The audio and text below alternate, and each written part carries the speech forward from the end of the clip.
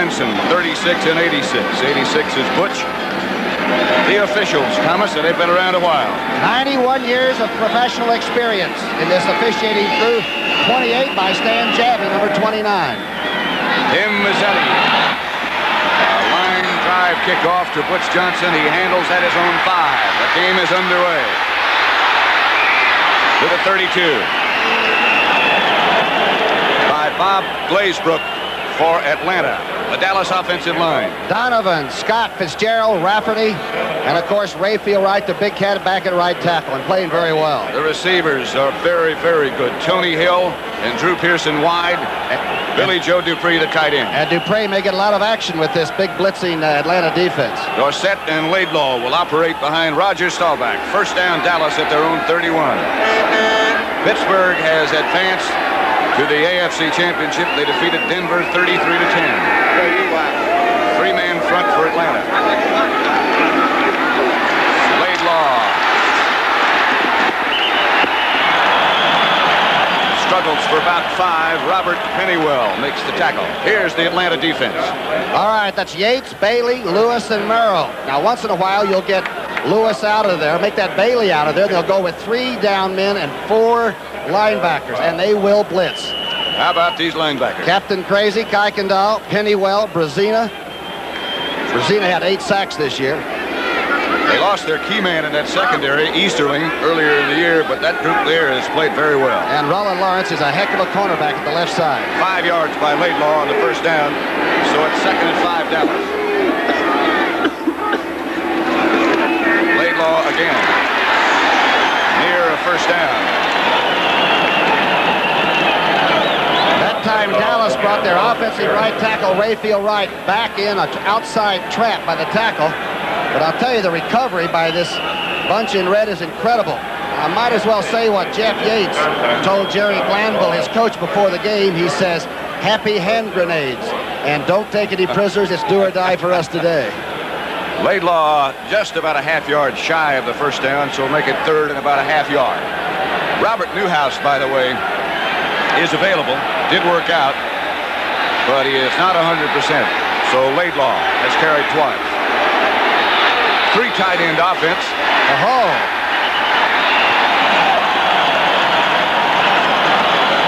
Enough for the first.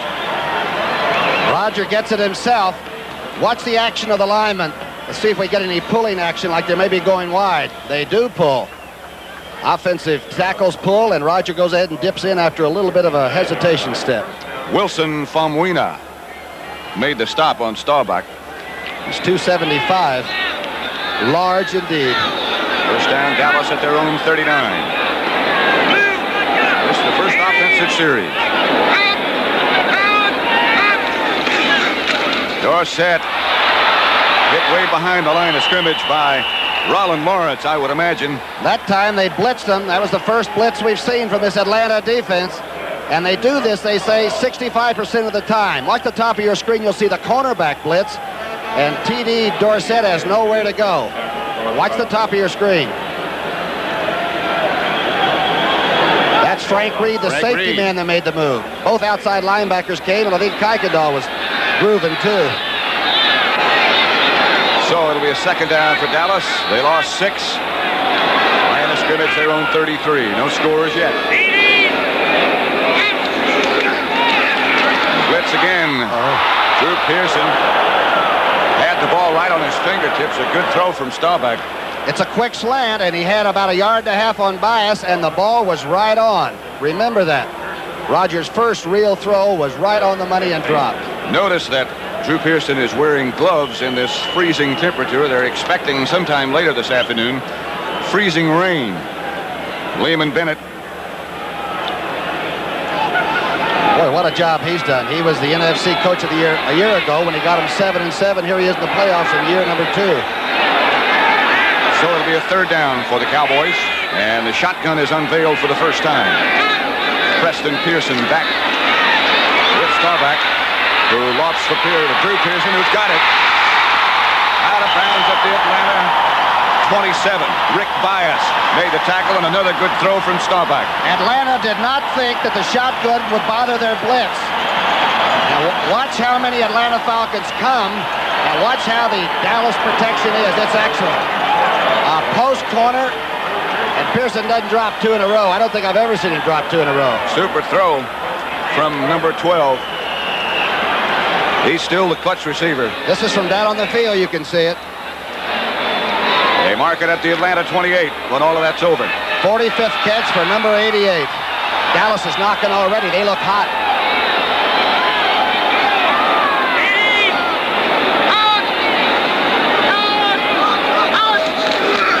Laidlaw. Not much. Jim Bailey led the Atlanta defense. The 260-pounder from Kansas. That time they tried the inside trap. Again, you're not blocking the same person twice in a row. And this is the most confusing thing for a disciplined offense like the Cowboys. Where do all the red shirts come from? They do twist and squirm, don't they? Lehman Bennett said yesterday, when you blitz as much as we do, you're trying to hide weaknesses somewhere, but they hide it well.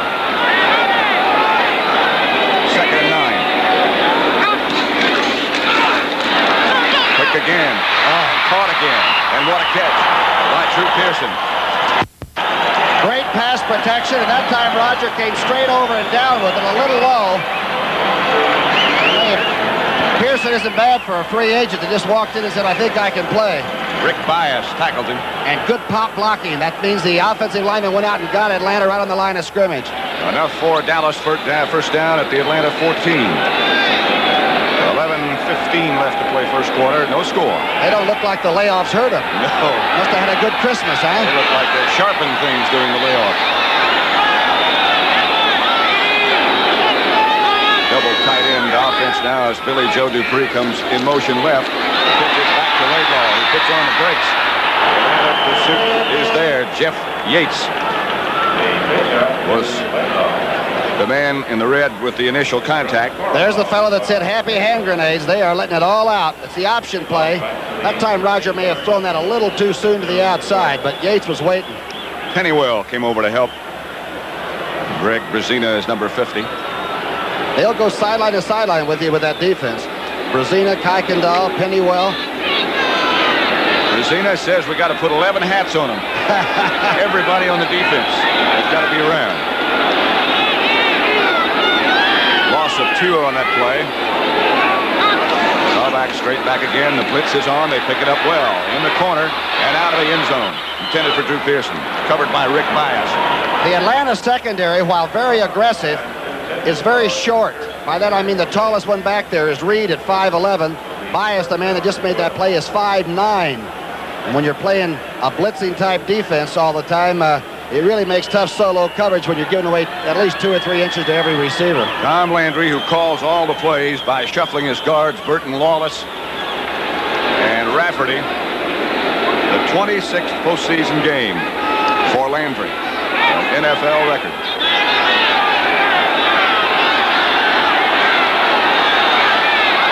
Tony Hill is split wide to the left, Drew Pearson right. Dorsett and Laidlaw remain the running backs, and they both stay in the block. And Dorsett gets a good block. Oh! Rick Bias again on the coverage intended for Tony Hill. And the safety man came over. That's Pridemore. That ball may have been really hot when it got to Tony Hill. What's the block by Dorsett? Okay, let's watch this. Dorsett shifts back. Dorsett will come inside. Tell you they were blitzing again that time. That's pretty good secondary work. Hill didn't really have a good shot at that. Raphael Septien from 34 yards away from the goalpost with Charlie Waters holding. He's 10 of 11 up to 30. Let's see what he is from 34.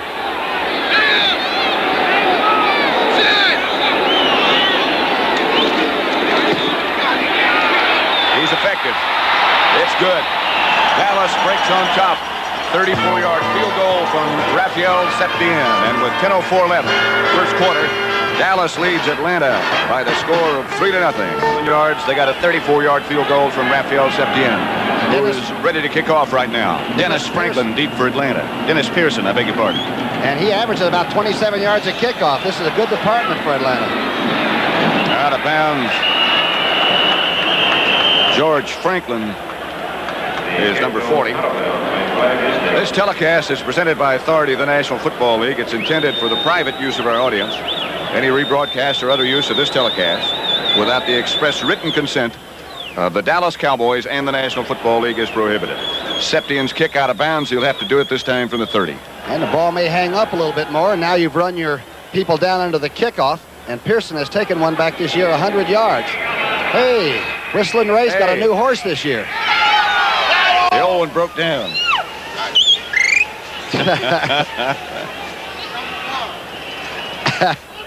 First part. He's always the same, and he's always different, isn't he, Whistling Ray? Ray? He's always happy. He's got reason to be. Good kick from Septien. It is Dennis Pearson. Penalty marker goes down on the far side of the field, but a good return. Dennis Thurman made the tackle. And Pearson brings it right up the middle. It's going to be clipping against Atlanta. And we might watch this first offensive series, Pat, after the officials mark this off, and see if the offensive line has trouble blocking that Dallas flex defense. They may hold on offense, too. Almost everybody does. Let's look at the Atlanta offense. There's the big rookie, Ken, at the left tackle. Scott, who will be working with Randy White. Van Note, who's been there for almost ever. Thielman, the big young man from Arkansas in his second year, and McKinley. Personal foul. Clipping. 36 on a return. It's first down. It's the voice of Cal Lepore. Let's continue the Atlanta setup. And of course, Mr. Francis, the bomb catcher. Jimmy Mitchell, one of the great tight ends still. And little Billy Rickman, who can do a lot of things. Bartkowski will have Bubba Bean and Haskell stand back behind him. Stand back leaves for a moment, leaving Bean as the lone setback. We'll tell you about the Dallas defense in just a second. Straight away. Bubba Bean, good yardage. Aaron Kyle, the cornerback, made the tackle. This is from a double wingback formation, and I'll tell you, Atlanta's getting big splits in there. Let's see what happens. They get Randy White turned out by Van Note's block, the center. Bubba Bean had over 700 yards and picks up the biggest first down of the season for him. First down, Atlanta.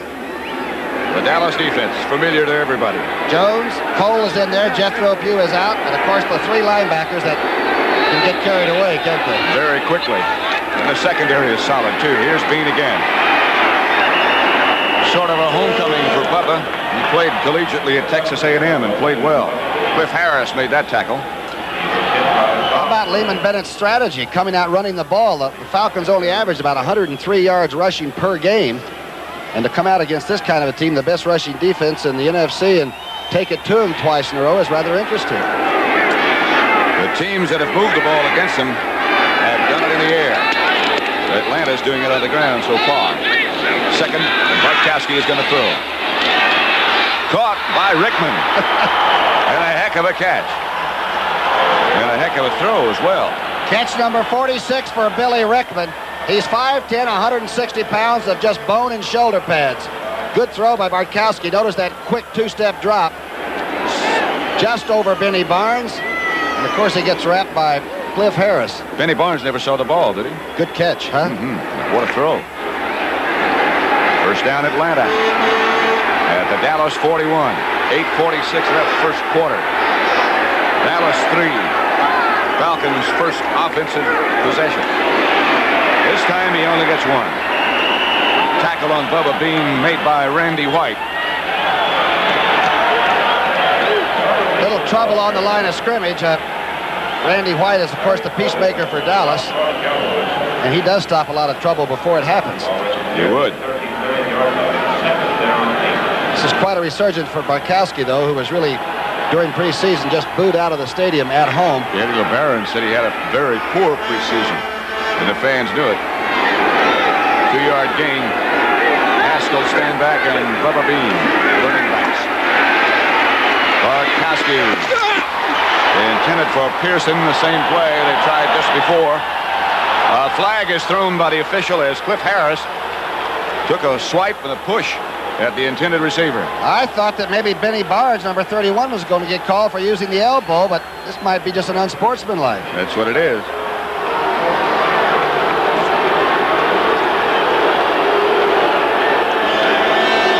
Harris quickly was saying, "What did I do?" And they're trying to calm him down now.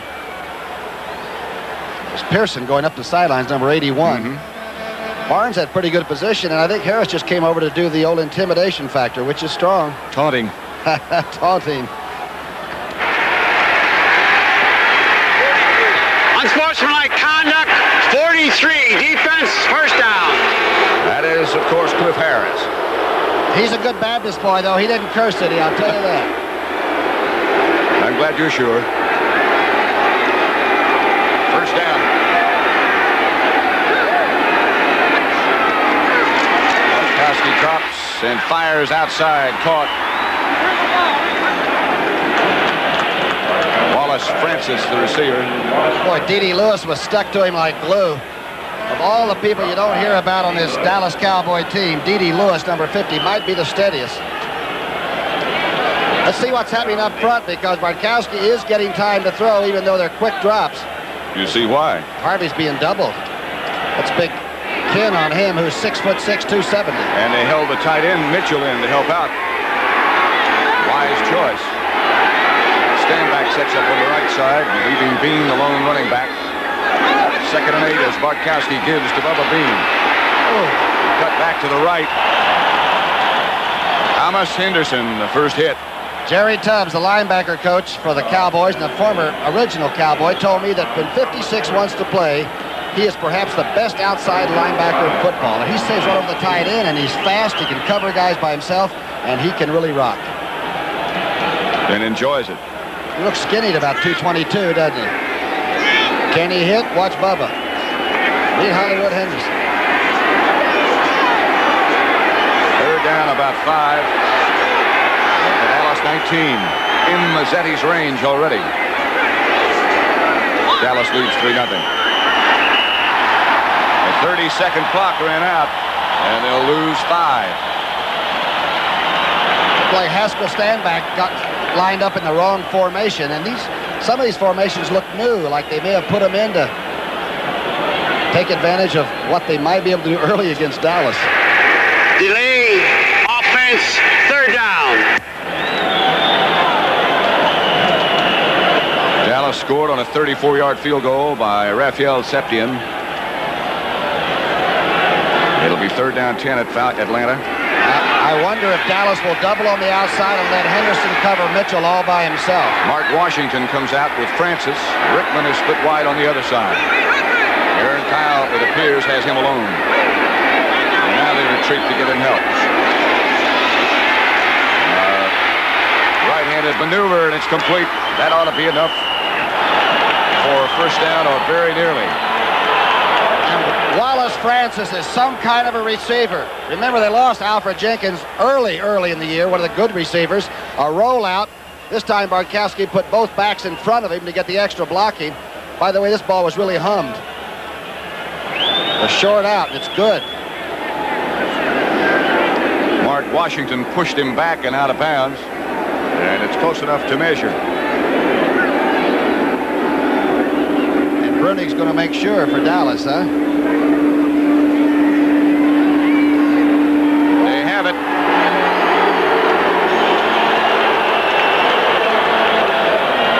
This is some impressive drive. It is. Even though there was one flag dropped in it, Atlanta's going right at the strength of this Dallas team. Look at this roll right. Yeah. Tell you, Bartkowski fired that one. An overcast, cold day in Dallas. But I don't think anybody in the stadium knows it at the moment. Draw play to Bubba Bean, and he might score. Oh. He does. Bubba Bean on quite an effort on the draw play from Bartkowski. And Dave Scott, the offensive left guard, and Ken, the big offensive tackle, the rookie, they did a heck of a job setting up this draw. Watch the right part of your screen. That's Randy White. Woo! Scott may have gotten away with a little holding, but it's too fast. Bubba's by and gone. See you later. Charlie Waters hit Bean at about the 2. But he had decided the Falcons should be on the board. John James shoulder for Tim Mazzetti, and it's good. Atlanta takes the lead with 6 minutes and 25 seconds left. First quarter, Falcons 7, Cowboys 3. Mazzetti looks like he might be a little concerned right now. He has reason to be. Bartkowski, by the way, is 3 of 4 for 34 yards and very impressive rolling out. A good-looking drive for the Atlanta Falcons, and they lead 7-3. Mazzetti. It'll be Butch Johnson to handle at the 9. And the Atlanta Falcons are down in good shape, led by Ron McCartney, number 56, the first man there.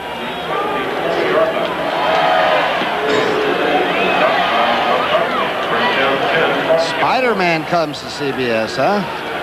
Tell you more about that in a minute, but let's go down to the sideline to the great John Unitas and see what he's got.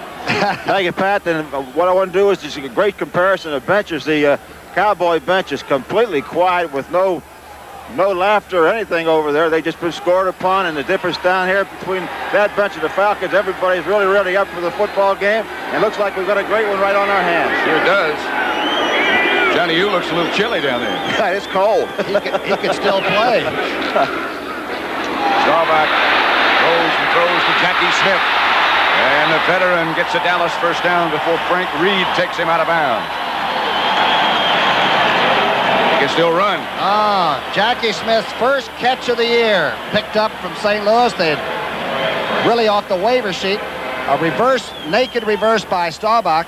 He could have run with it himself, but it's much smarter to give it to somebody that still runs a 4.78 40. And still weighs 230. And still loves to play. Jackie Smith. First down, Dallas at their own 42. Atlanta leads 7-3 with 6:09 left first quarter.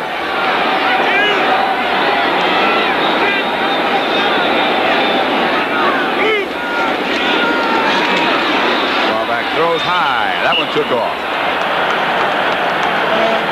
Intended for Drew Pearson. Bias on the defense. Bias had pretty good position. I wonder if Roger very quickly read it and decided to airmail that one. He's going to have to really do some reading against this Atlanta defense because they don't give you the same front. And sometimes they'll fake the blitz and sometimes they'll send everybody. Temperature now has dropped down below freezing, down to 30. They're expecting, as I said before, freezing rain later today and tonight. And tomorrow the snow will arrive, if they're correct. 2nd and 10, Dallas. Staubach has more time, and again the ball sails over the outstretched hands of Billy Joe Dupree. Frank Reed covering him. Some of the sharpness seems to have disappeared from the Dallas offense. That time they set 2 linebackers. They faked coming with about 7. Remember, Roger now is given a number by the guard that brings it into the huddle, and then he fabricates the whole play around that. He gets the formation, the man in motion, what they're going to do after he's told just a simple number by the guard. And he will operate from shotgun. He has stopped going up into the center at all. They just walk out and line up into the shotgun where they used to shift every time.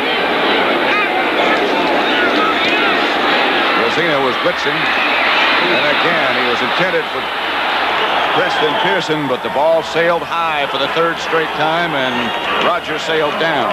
Well, Famuina and Brezina both went through with their charges and hit Roger Staubach. The official was right on top of it. Look, Brezina getting blocked to the right part of your screen. Watch him keep up. That's the reason he got 8 sacks. They continue their charge, and the official looks. No malice, no intent meant. Famuina made the first contact. It's a lot. 275. Danny White's first appearance. Dallas first punt, first one in the game. He'll take off with it. He's going to have the first down. Danny White, who is an excellent athlete, gets the first down for Dallas. Bob Glazebrook made the tackle, but Danny White scrambles for a first down. Last week against the New York Jets, he had to punt one on the run up at Shea Stadium. And that time, nobody for Atlanta forced from the weak side. Danny White looks like he knows what he's doing. Watch number 11 now. He will watch the backers drop. He'll go ahead and act like he's going to take his step. Nobody forces. He goes right up behind them. Of course, at the end of this trail, a lot of red shirts show up. That looked like it was a designed play. He had some blockers out in front quickly. Dallas gets the first down at the Atlanta 46. And Scott Laidlaw breaks into the secondary. Keeps his balance. Laidlaw.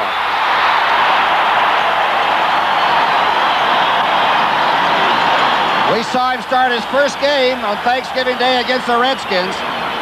He broke a 59-yarder that day, had over 100 yards. He's clever. He doesn't overpower you. But I'll tell you one thing, he makes you hump to get him down. Frank Reed finally made the tackle on Laidlaw. Another Dallas first down at the Atlanta 25.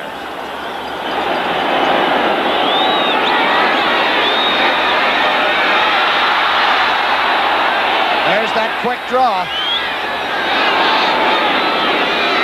Didn't want to go down, did he? Dorsett comes in motion. Laidlaw gets the handoff. Jeff Murrow made the tackle, but Laidlaw got 4 before he went down. Time they pulled the left tackle right on through the hole. Donovan got through the hole, but the ball carrier suffered a little bit. Make it a gain of 3 by Laidlaw, so it's 2nd and 7 at the 22. Famawina's in, the nose man, so the Falcons are anticipating pass by Roger the Dodger.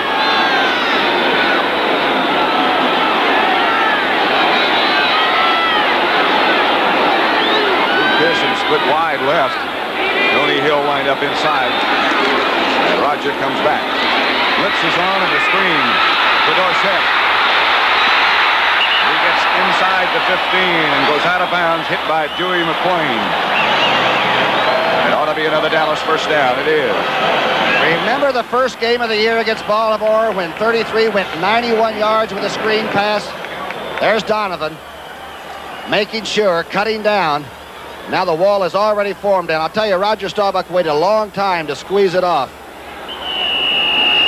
Burton Lawless, number 66, checks in with a play for Staubach.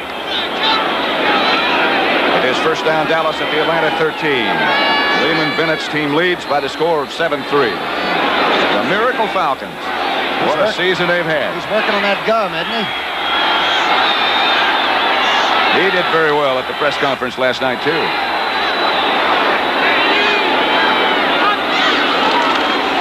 Blitz is on, and Staubach is 2. Tony Hill juggles it. He's out of bounds. He finally got it, but when he went out of bounds, he was still juggling. They call the young man from Long Beach Poly High School Thrill Hill. He was the greatest baseball player in Southern California, averaged 26 points a game in basketball. Look what he almost does. Just out. What a career he had at Stanford as well. He may have one in Dallas, too, I think. I think so. Rick Bias. That's Mike Ditka standing behind Tom Landry, and the other is Gil Brandt, the so-called super scout. Ditka jogs about 3 or 4 miles every day still. In full equipment. Laidlaw. Touchdown. Oh, what good blocking up front by the 2 guards and John Fitzgerald. Herbert Scott, number 68, got a super block, and Fitzgerald went through. And you're right, this crowd is purely Texas. Boy, can they whoop it up. All right, you're in the Atlanta secondary. Watch Fitzgerald right in the middle of your screen. He takes bomber on him. Tell you, Laidlaw hit that hole in a hurry. Sure did. And Dallas recaptures the lead. Raphael Septien will try to add the extra point with Charlie Waters holding.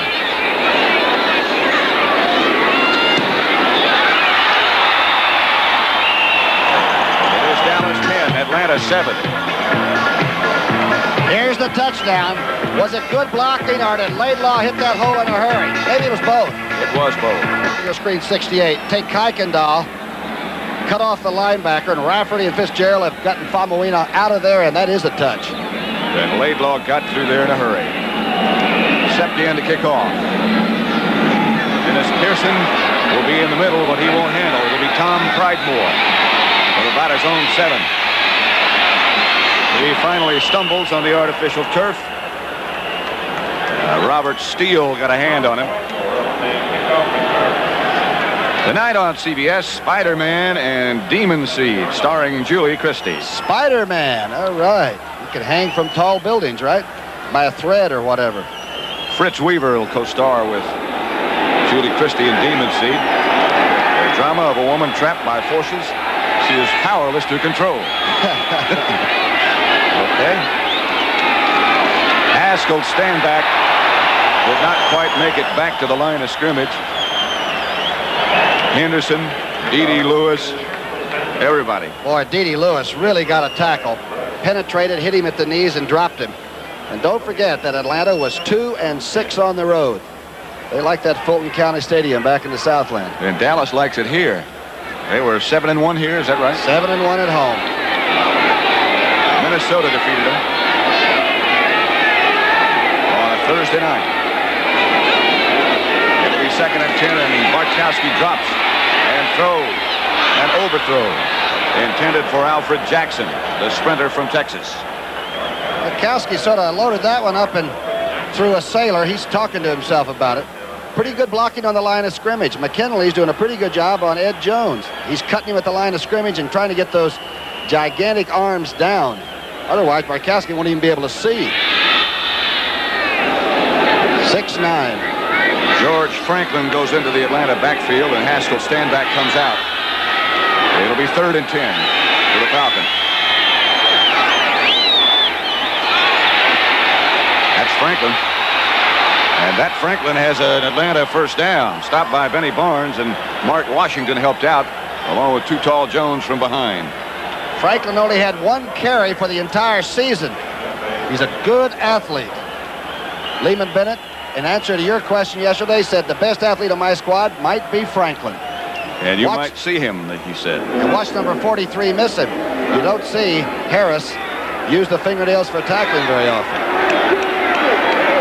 Franklin is 6'3" and 225.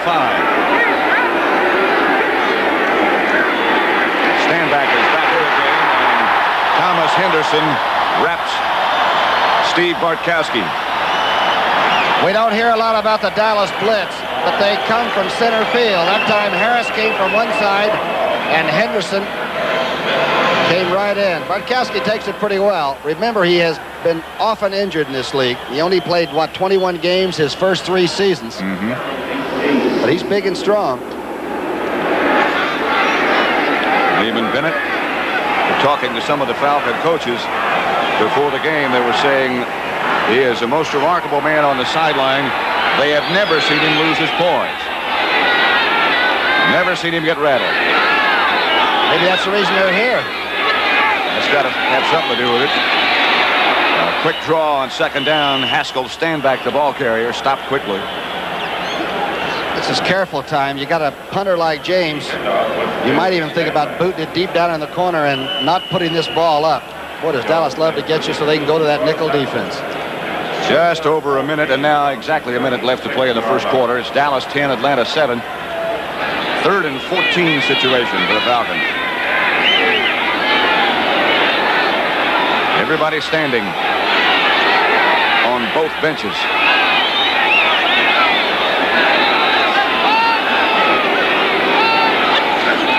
Take the blitz.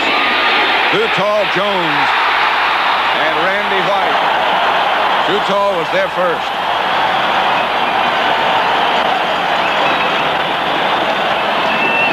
Watch the big tackle, McKinley trying to get back. The receiver will not have a chance because number 10 didn't. As we said, Ed Jones is not only 6'9", 275, but he is very quick.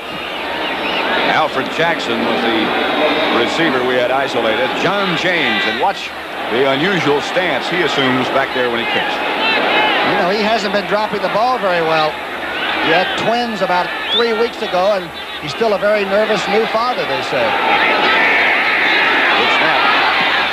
Ooh, a line shot. Butch Johnson fumbles it, and Atlanta has it. What a play. Moriarty led the Atlanta coverage, and the ball bounced right to it. Atlanta's in great shape. And their special teams do a job. The ball goes. That will be considered either a muff or a fumble. I'm not sure. That's a muff. But Moriarty was right on the muff. Got the perfect bounce, and the Falcons have the football with 8 seconds left to play in the first quarter. They're down by only 3. And they're not waiting until the fourth quarter. Any doubts about them being outclassed should be over by now. They came to take part in the contest. Bartkowski fakes and is dropped by Larry Cole. Second sack of Steve Bartkowski. Old Bubba, they call him, number 63. Been there through all the great teams. Doesn't get much publicity. But I'll tell you something, he'll get you a big sack. Watch the left part of your screen. He is what they call barn strong. Somehow he splits 3 different blocks and makes the sack as Steve puts it away and tries to run. And that'll do it for the first quarter as Lehman Bennett has his team ready to play. No question about it. Where it's Dallas 10, Atlanta 7. The Falcons are in Cowboy territory. George Franklin and Bubba Bean, the setbacks for Atlanta. That's Franklin. Back to the original line of scrimmage before Harvey Martin made the tackle. Dave Stahl's in the game for Dallas, and he's played well lately. Must have been against the computer, sort of a strange call on 2nd and long. Maybe the thing about a Mazzetti field goal attempt. Well, he can get it there. Franklin, by the way, is the second-year man from Texas A&I. As you said, Patrick, big, strong. Right now, he's sort of crude in football ways, but he looks like he might play a little bit. He sure does look like a good athlete. It'll be 3rd down for the Atlanta Falcons. And it's Franklin again. Cliff Harris with the sure tackle made the first contact. And Mazzetti should...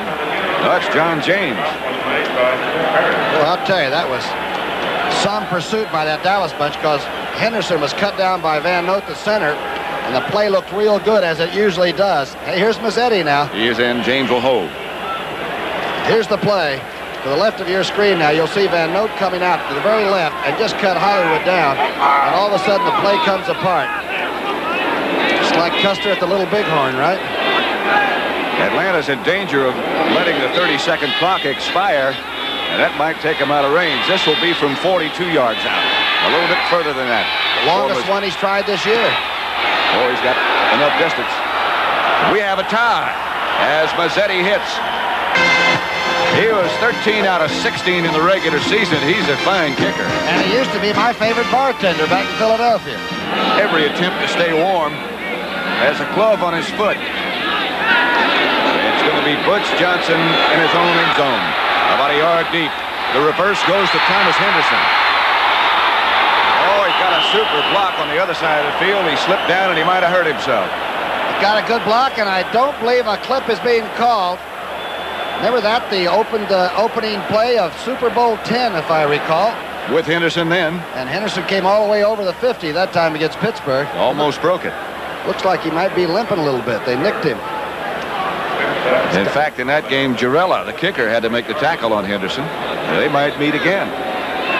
But first, Atlanta presents a small problem. And you know something? The fakes didn't get rid of many people, did they? They went right over and made the tackle. Ernie Jackson's shaken up just a little bit for the Atlanta team. Walks off slowly, number 30.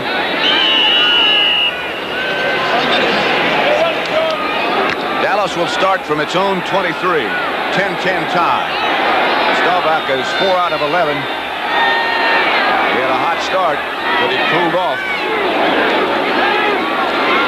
5 now. Tony Hill is driven back by Rick Bias. And way back. Bias is 5'9", 175 out of Wayne State. And you know, when your team blitzes all the time, your cornerbacks don't have any fingernails. They're biting them off all the way to the elbow. And he and Lawrence just keep banging people. They almost always wind up with single coverage. Not much help when you blitz a lot. Rollin Lawrence talking about covering Drew Pearson and Tony Hill said, I'm going to be on him like a bee.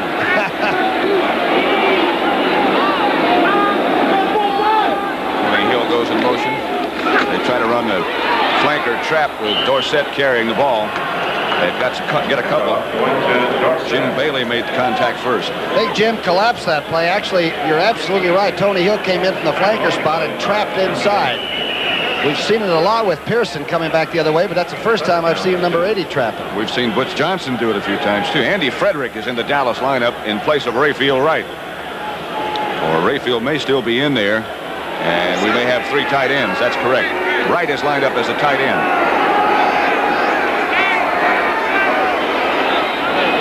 Jackie Smith outside Rayfield. You would figure that would be the point of attack, and Dorsett lowers his head and gets the Dallas first down. Robert Pennywell, the Atlanta tackler, with help from Rick Bias, but Dorsett gets the first. That's about the first time I've really seen him put the left shoulder down and go into a hole looking for a first down and not looking for 100. And he banged into that time. Usually he's more of a dancer than that. He just lowered it and got it. Andy Frederick is at right tackle for Dallas.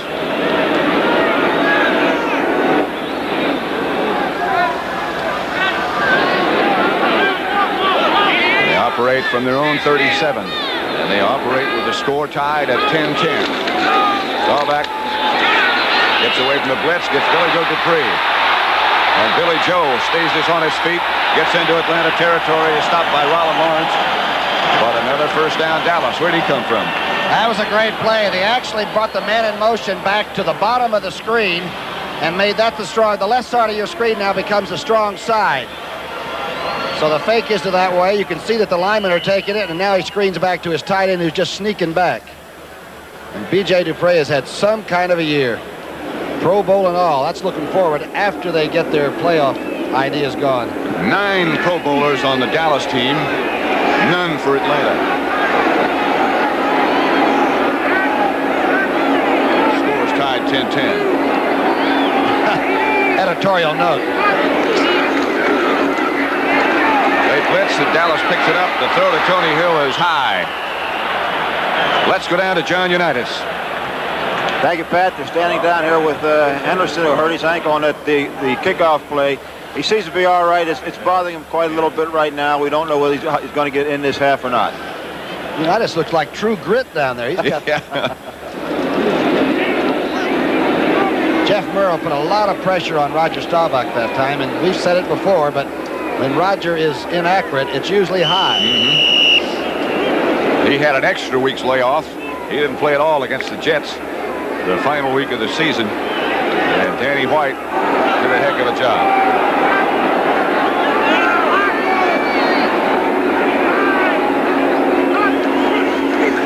A sweep to Dorsett. Dorsett has another Dallas first down.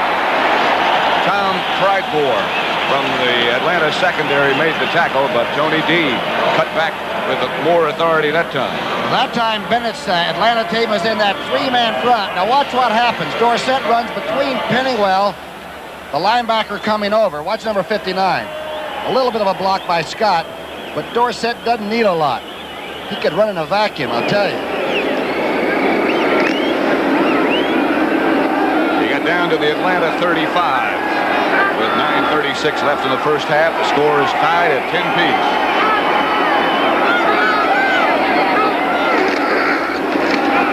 That'll be Laidlaw, and this time no place to go. Robert Pennywell hit him first. Looks like some of the blitzing has been called off by Atlanta. I would imagine the Dallas feeling was that they have to really block the linebackers. Brzezina, Pennywell, Kuykendall, or you really can't move the ball against Atlanta.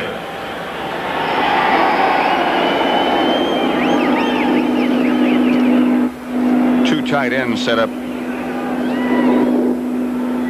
for the Cowboys with Jackie Smith lined up on the right side of the offensive line and Billy Joe Dupree on the left. Drew Pearson split out wide to the right. Staubach looked for him. Still has time to look. Ooh, Billy Joe Dupree had been standing out for a long time with Rick Bias, and Staubach almost waited too long. Oh, the offensive line allowed Roger to look first to Drew Pearson, who ran a short out to the left of your screen from the eye. Watch how long he reloads it, about 4 times. Then safety valves it to the tight end that was lined up as the split left receiver. And Bias had a chance perhaps to cut in front of BJ and take off. Falcons only have 12 interceptions because they're so busy playing man-to-man and blitz. Preston Pearson joins Dorsett in the backfield for Dallas with Staubach. Third down. They are blitzing. Pearson had it, dropped it. They call it an incomplete pass. He almost made a remarkable catch. I think number 89, Dupree, thought the ball was for him. They're talking it over now. From the shotgun. They call it El Shotguno down here. A little bit of pressure this time. Now watch Dupree think he's going to get it. And of course, Pearson's going for it. I think Pearson might have drifted too far upfield. He was probably supposed to take it to the sidelines and pull it up. Charlie Waters will hold for Raphael Septien from 48 yards out. What wind there is against Septien. He'll do well to get it there. He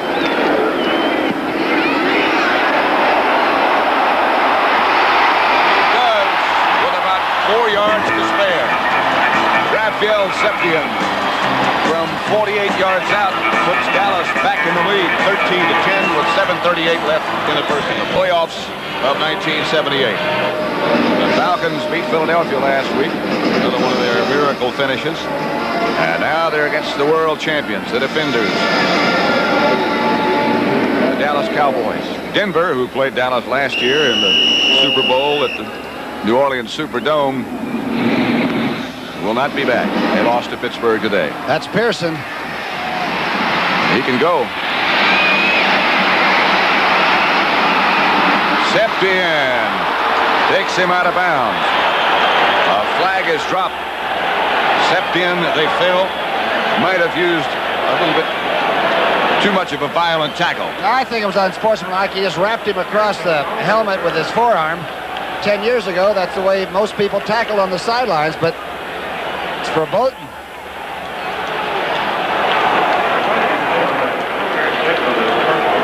Good run back by Pearson.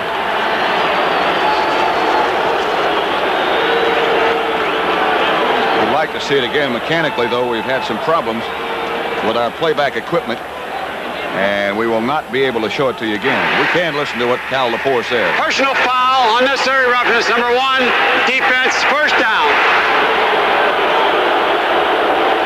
Raphael Septien, the violator. The NFC playoffs tomorrow. Don't forget, Minnesota Vikings against Los Angeles at the Coliseum. That's always a good matchup.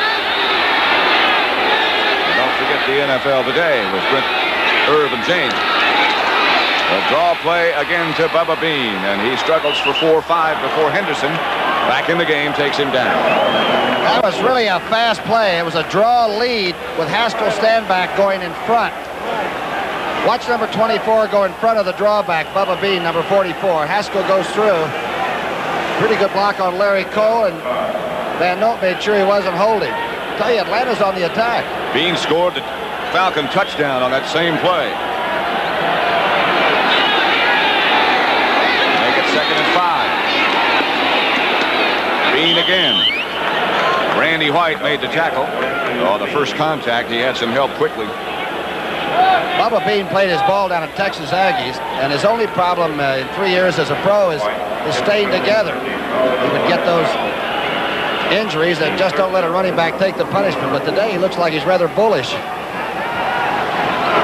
5'11", 195. Two tight ends for Atlanta now. James Wright and the veteran Jim Mitchell. Lined up to the right side, they go away from it. Bob Brunick, the first tackler. Cliff Harris came up. Didn't get to the line. Being the little decision here for Lehman Bennett, huh? Bean was the Atlanta ball carrier. It would be from 48 yards if they try to go with Mazzetti, but they're not going to. George Franklin comes in. Watch the pursuit. Short yardage. There's 1, 2, 3, 4. That's done. Lehman Bennett has decided we'll go for it. I like it. About a foot. Let's see if they like it. Franklin will sweep right, and he'll have it. You're right, Thomas. He is a good-looking runner. He didn't want to fumble that ball, did he? All he wanted was the first down. D.D. Lewis, the tackler. Here it is from the eye, the toss back. Bubba Bean out in front. Van Note, the center, gets out very quickly for a guy who's just snapped the ball, makes a good block, and both arms around the hog bladder. Boy, I like to see a coach gamble. Happy hand grenades. It's a big day for him.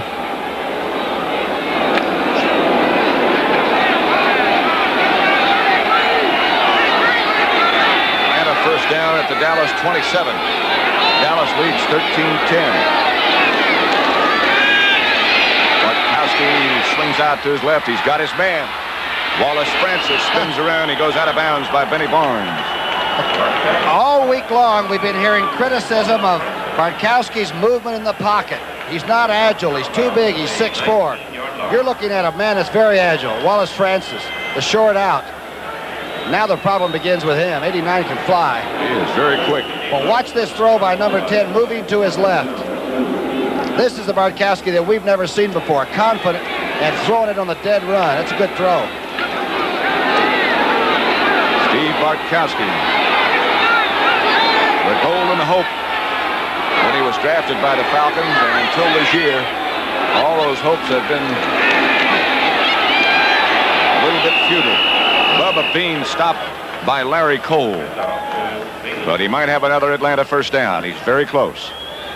Pretty good little move by Bubba right in the hole. It was sealed off by Cole and Henderson, and he just sort of did almost a skateboard move right between them. All right, well, let's go. The measurement says Falcons do have it. By 3/4 of a football. Bean has 9 carries for 45 yards. Only one runner this year has gained over 100 yards against this Dallas defense. That was Chuck Foreman. When Fran threw the ball so many times that night for Minnesota, you didn't realize that Foreman was getting 100, did you? Nope. Steve Bartkowski finds himself with a first down at the Dallas 17. And is going to throw on first down. Got his man. Touchdown, Wallace Francis. Charlie Waters on the coverage, but the Falcons are back on the scoreboard again. Francis will catch the ball in traffic. Last week, of course, he catches the big touchdown to beat Philadelphia late. This time he sliced right between Benny Barnes and I believe it was Waters. Watch this throw, folks. The man from California has arrived. That's a Hummer. Boy, what a catch. It was Cliff Harris, not Charlie Waters and Benny Barnes. Mazzetti hits again. It's the Falcons now 17, the Cowboys 13. With 4 minutes, 26 seconds left to play in the first half. Falcons look tough. With the safety man and Charlie Waters. Benny Barnes was not involved in that play.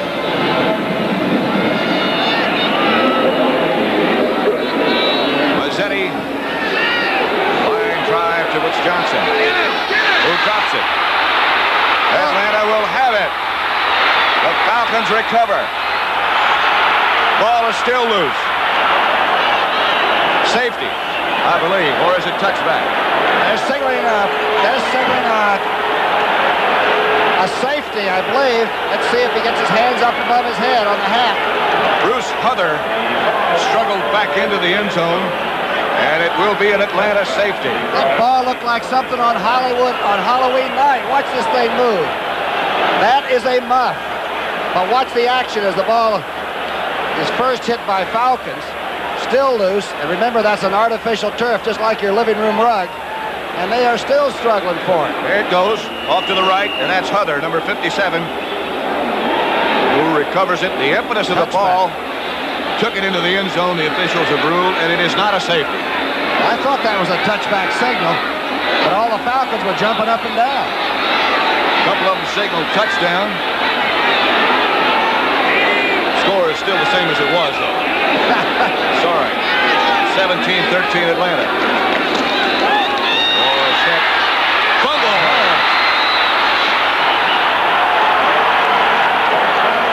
Well, I'll wait this time. Yes, Atlanta does have it. And look at Bennett very calmly talking to Bartkowski about the next series. Fumble number 13 for Tony Dorsett. Here it is from the eye. He is really moving, but he's got to put that ball away. And the word's out. Don't hit him once, hit him twice. Here comes that pellet. And Pridemore will get it, number 27. Greg Brazina knocked it loose from Dorsett, and Pridemore recovered. Atlanta first down at the Dallas 30. Bubba Bean swings to the outside, has almost another Atlanta first down before Cliff Harris takes him down, and these Falcons have shocked everybody. Now watch the left part of your screen and see if Randy White, number 54, stands up. He does, and Scott turns him outside, and that's about the fourth good play that Atlanta's poured through that hole. Randy at about 6'3 and a half has to look around sometimes. You're right, he might be a lot concerned. 2nd and 1, 9 yards for Bean. At the Dallas 21 with 3:20 left to play in the first half as Bean struggles for a couple. He should have the first down. He does. D.D. Lewis tackled him.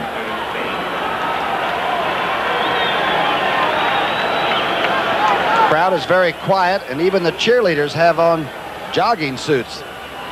It's cool, and right now the Cowboys are backed up again. Don't blame them. No. It's got to be down in the 20s now. It was dropping degrees an hour earlier in the day. Francis goes out of backfield in motion, leaving Bubba Bean the lone setback. And Bean vaults to about the 12. Cliff Harris hit him underneath. This is the defense that allowed people only about 107 yards per game. And they played some tough people. And right now Atlanta is going inside where they live and doing the job. There's Van Note going through on the linebacker. And Bubba Bean is really running with that reckless abandon you hear about. Look at this. And he held the ball. 5-yard pickup will make it 2nd and 5 at the 13-yard line. And Bartkowski takes advantage of the 2-minute notification to both benches to come over and talk with Lehman Bennett. Tom Landry will get that message too, and he'll talk to 2 members of his defense who are confused by Atlanta right now. Bartkowski is 5 for 7 for 59 and a touchdown, and Wallace Francis has 4 catches for 37 yards already. And a 2nd down situation at the Dallas 13. Don't forget at the half highlights of the Denver-Pittsburgh game on the NFL Today, as well as highlights of this game with Brent and Irv and James. Bean hit by Henderson. He got a couple. Looked like he might break it for a second. Boy, Henderson moved so quickly at the point of attack that time. Everybody talks about hard hitters, and I think Henderson's one of the best because he gets in position so he can unload. He's a lot like a fighter. If you're reaching for people with the arms and all, there's no way you can stick him, and Hollywood moves the feet very quickly. By the way, Tom, NFL Commissioner Pete Rozelle is going to be on with Brent and Irv and Jane at the half, and we'll have a live report from Los Angeles, where Minnesota plays the Rams tomorrow.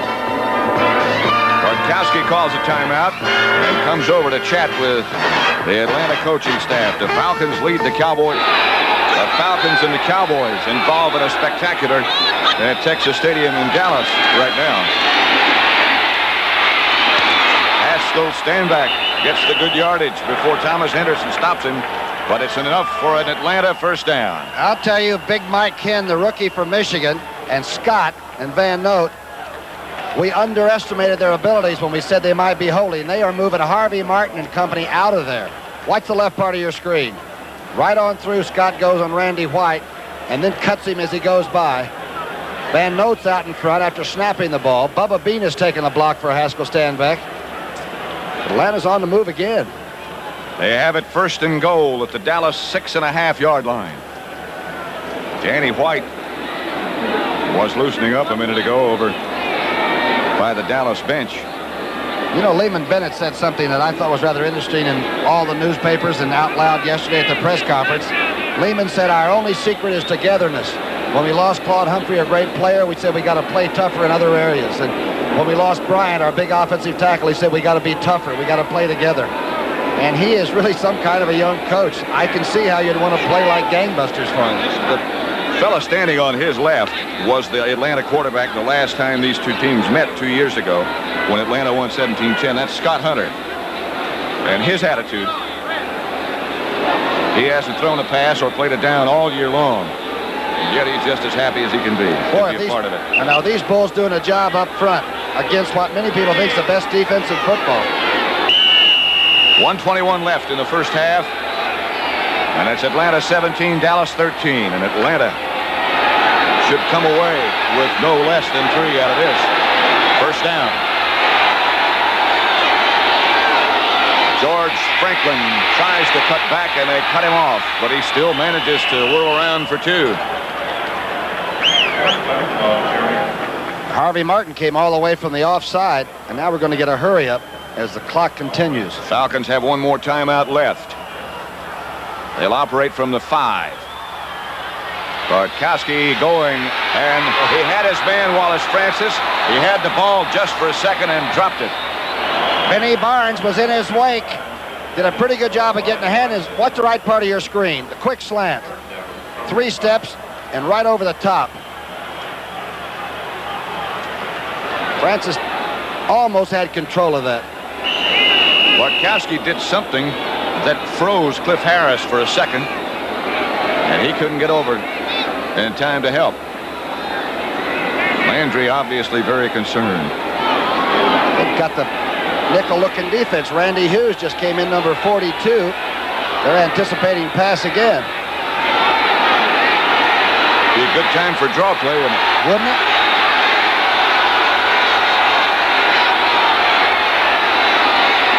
Bartkowski looking and throwing high, just barely tipped. Intended for Wallace Francis, and Mark Washington barely got a hand on it. It was high, but Francis at 5'10", about 185 pounds, can jump straight up. Great play by Mark Washington. He got part of it. And Mazzetti will come in to hold, to kick with John James, number 6, to hold.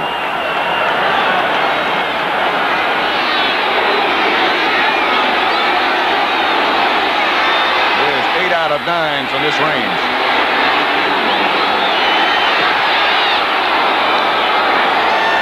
It's the Atlanta Falcons 20, Dallas 13. In the very, very surprising first half of football at Texas, Woods Johnson and Larry Brinson. Saw the story of the Atlanta scoring drive. They lead 2013. Thank you, folks. That was taken from some stadium earlier in the day, I think. Yes.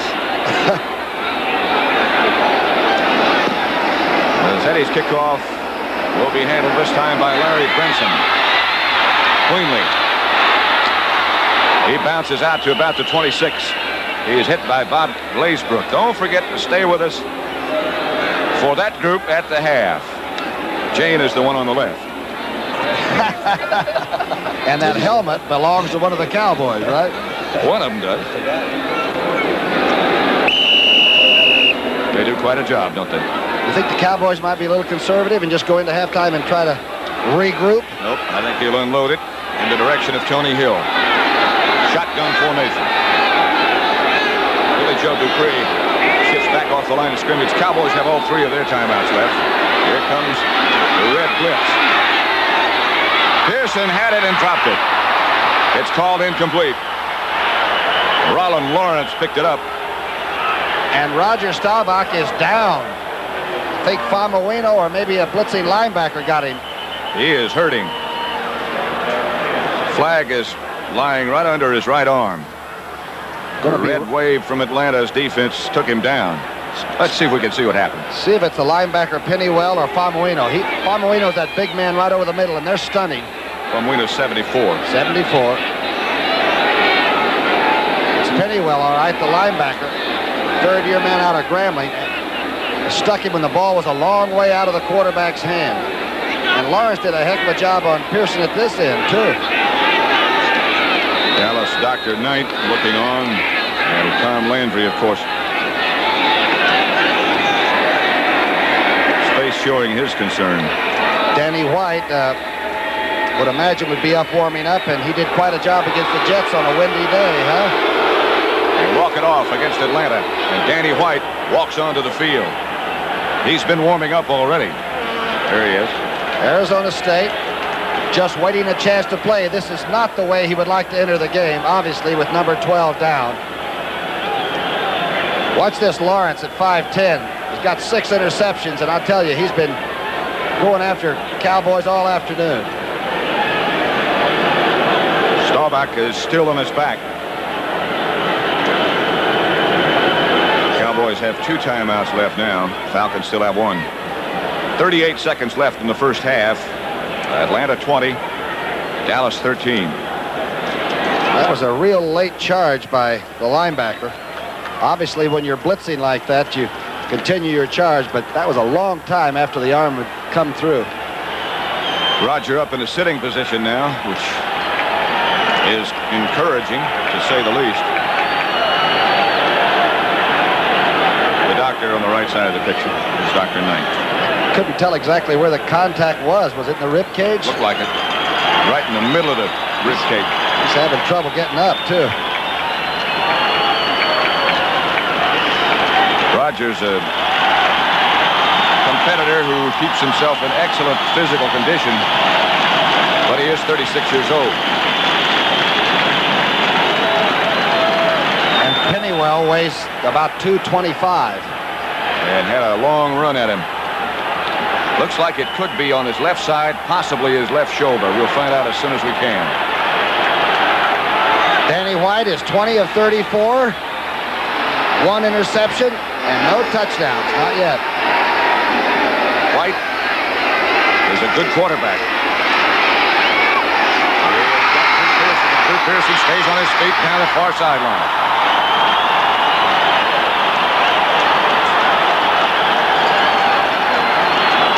This is Pearson's 3rd catch of the day. Again, that's a blind snap by Fitzgerald, handled beautifully by Danny White. Looks like he's been in there a long time. Here's the move by Pearson. Just caught the white line. The official looking right down the rail at him. Rick Bias made the contact with him and took him out of bounds, but he did get a first down for the Cowboys. Danny White has a nice fluid motion, doesn't he? Yes, sir.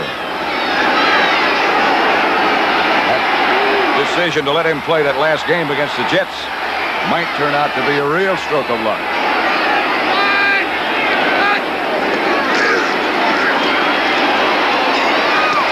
Knocked down by Roland Lawrence.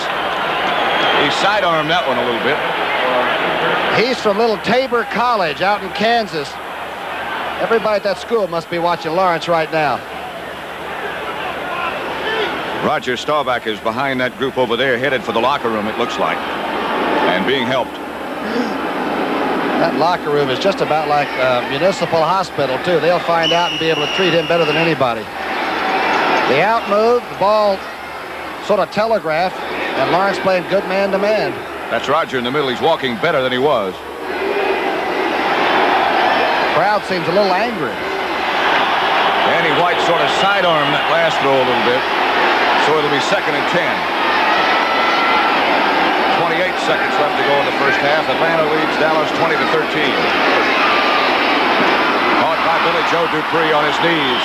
Should be close to Dallas first down. And I mean, White drilled that one. Frank Reed a little bit slow getting up for Atlanta. Dallas uses a timeout.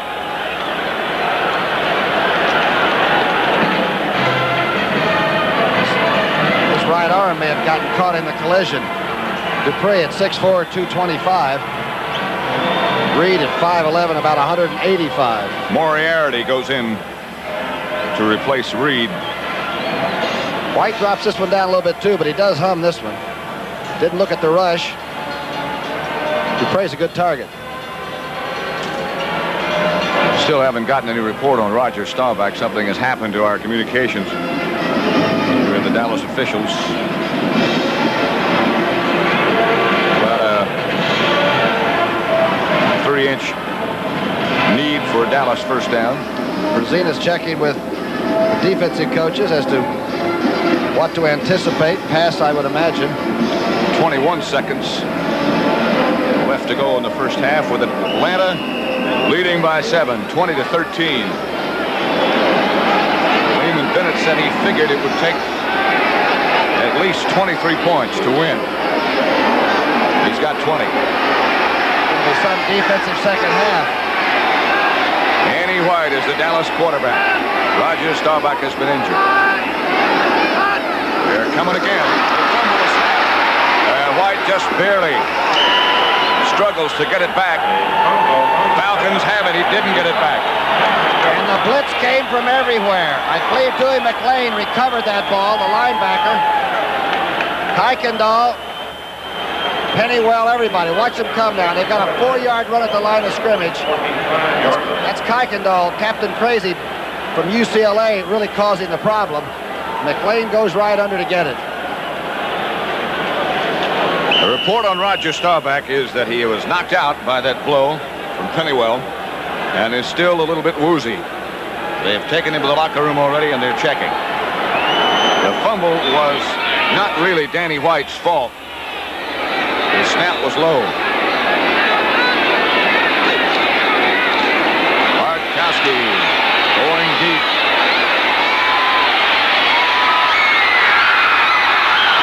Almost picked off by Randy Hughes. That was the play that beat New Orleans. That's right, shades of New Orleans. Bartkowski really hums this. You can see all 3 receivers, and they're looking for volleyball action. Hughes makes the ball is still alive there. Almost intercepted by, I believe Charlie Waters had a hand on it once. It was Alfred Jackson that got the rebound in the victory over New Orleans, and he was in the same spot on that play that he was when they scored against the Saints. I tell you, for a conservative offense, they're sort of airing it out. Speaking of New Orleans, we'd like to congratulate Archie Manning, who was selected as the NFC's Player of the Year this year. Couldn't happen to a better person. Again, same play. This time it is picked off by Randy Hughes. Dallas has the football, and Hughes might have landed in a position to knock the wind out of him. Here it is.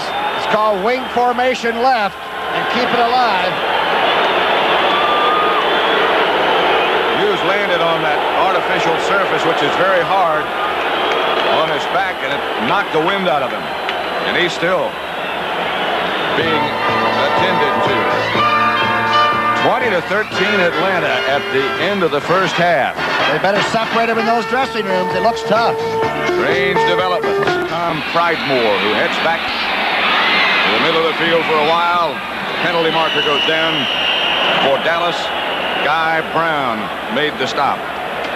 There have been 3 sacks on Bartkowski, but actually the right side of the defensive line, talking about Randy White and Harvey Martin, has been rather silent. A clip against Atlanta. Here it is, right in the middle. You'll see the clip on number 36 on Brinson, I believe. That's correct. Roger Staubach will not be back in today's action. It'll be Danny White, the Dallas quarterback. If he should go down, they have Glenn Carano. Clipping 45 on the return. It's a first down. Moriarty. Now we'll see if the Dallas defense is going to get it going. If number 72 decides to turn on, the entire defensive platoon will turn on. Atlanta leads 20-13. Touchdown by Bubba Bean. Touchdown by Francis. And this time the Dallas defenses converge quickly. Another penalty flag is down. Might be holding, and Ed Jones that time went clear down the line of scrimmage and caught the ball carrier at the line of scrimmage. He is the hot defensive man right now. You'll see Cliff Harris coming up and talking and Brunig and everybody, and if they get it pepped up, Dallas may think they've got to win it on defense. Atlanta looked very sharp in the first half, as the scoreboard would indicate. Cal Lepore is the referee. Holding 68. Offense, first down. Thielman is 68. On the sidelines, Herbert Scott. And that's Roger Staubach without the helmet and without the cap. Bartkowski's got to be very careful. First and 17 back at the Atlanta 7. They give to Bubba Bean again. And Ed Jones, as Tom Brookshier said a minute ago, he's the hot man on defense. I'll bet you Ernie Stautner got the entire defensive unit in one corner, and the fire and sparks flew. Look at 72. Different looking action on the line of scrimmage. Thomas Henderson was also involved. The Cowboy report is that Staubach has a concussion, they feel. And he will not play anymore today. It's 2nd and 18 for Atlanta. Back at their own 6-yard line now. And you're right. Bartkowski has got to be careful. He is. Bubba Bean gets out to about the 10, maybe the 11, before Harvey Martin submarined him. And Randy White got into the action. Tempo is up, and Dallas looks like they're hot. Maybe they're embarrassed. And in a way, they probably think they should be embarrassed. They're the Super Bowl champions. Look at this action by 54. They were favored by 14 points. And some people thought that wasn't enough. Well, it's fun to go against the champion, though, you know. You can lay it all out, and if you lose, you were supposed to lose. Everybody plays better against the champion, and that's understandable. It's nickel defense time. Look out. Taking no chances, it's Bartkowski. Ed Jones had a crack at him. Randy Hughes finally made the tackle. And again, a penalty marker is dropped. Might be some holding. That was Haskell Staubach, who's still on the ground. He was the ball carrier. What a great run, really, for not even getting the first down. It's holding again. Think they'll refuse it? I would imagine. And that is a signal that the Dallas defensive line is coming off. And the crowd senses it. You can tell that already. Cold afternoon in Dallas. Haskell's hurt. 85. Offense, penalty decline, 4th down. Holding call against Alfred Jackson. As we thought they might.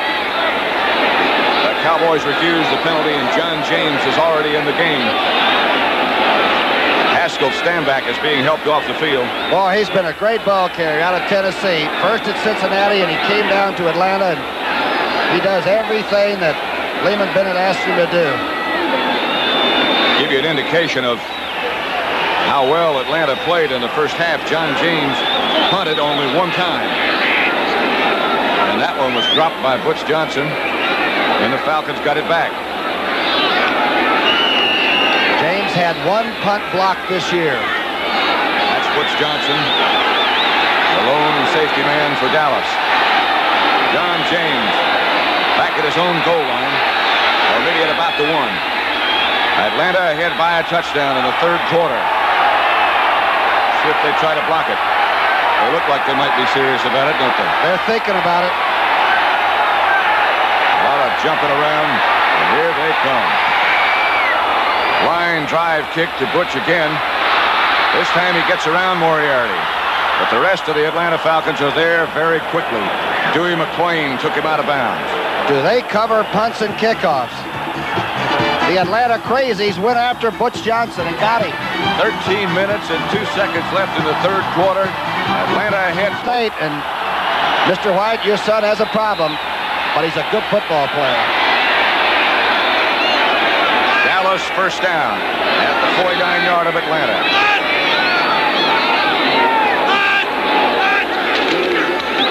Tony Dorsett maybe got 2 as he sipped it into the middle. He was hit by Jeff Yates. Dorsett went into that carry with 21 yards, so you might give him a couple, give him 23 yards on 6 carries. For a guy that had 1,325 and a 4.6 average, looks like the Falcons have laid the defense on, too. Dallas offensive line is the one that started. Rayfield Wright back at right tackle, and right now Burton Wallace is the guard next to him. Landry shuffles his guards in order to get the plays in. And White is hit just as he throws. Kenneth Drew Pearson picked off by Rollin Lawrence.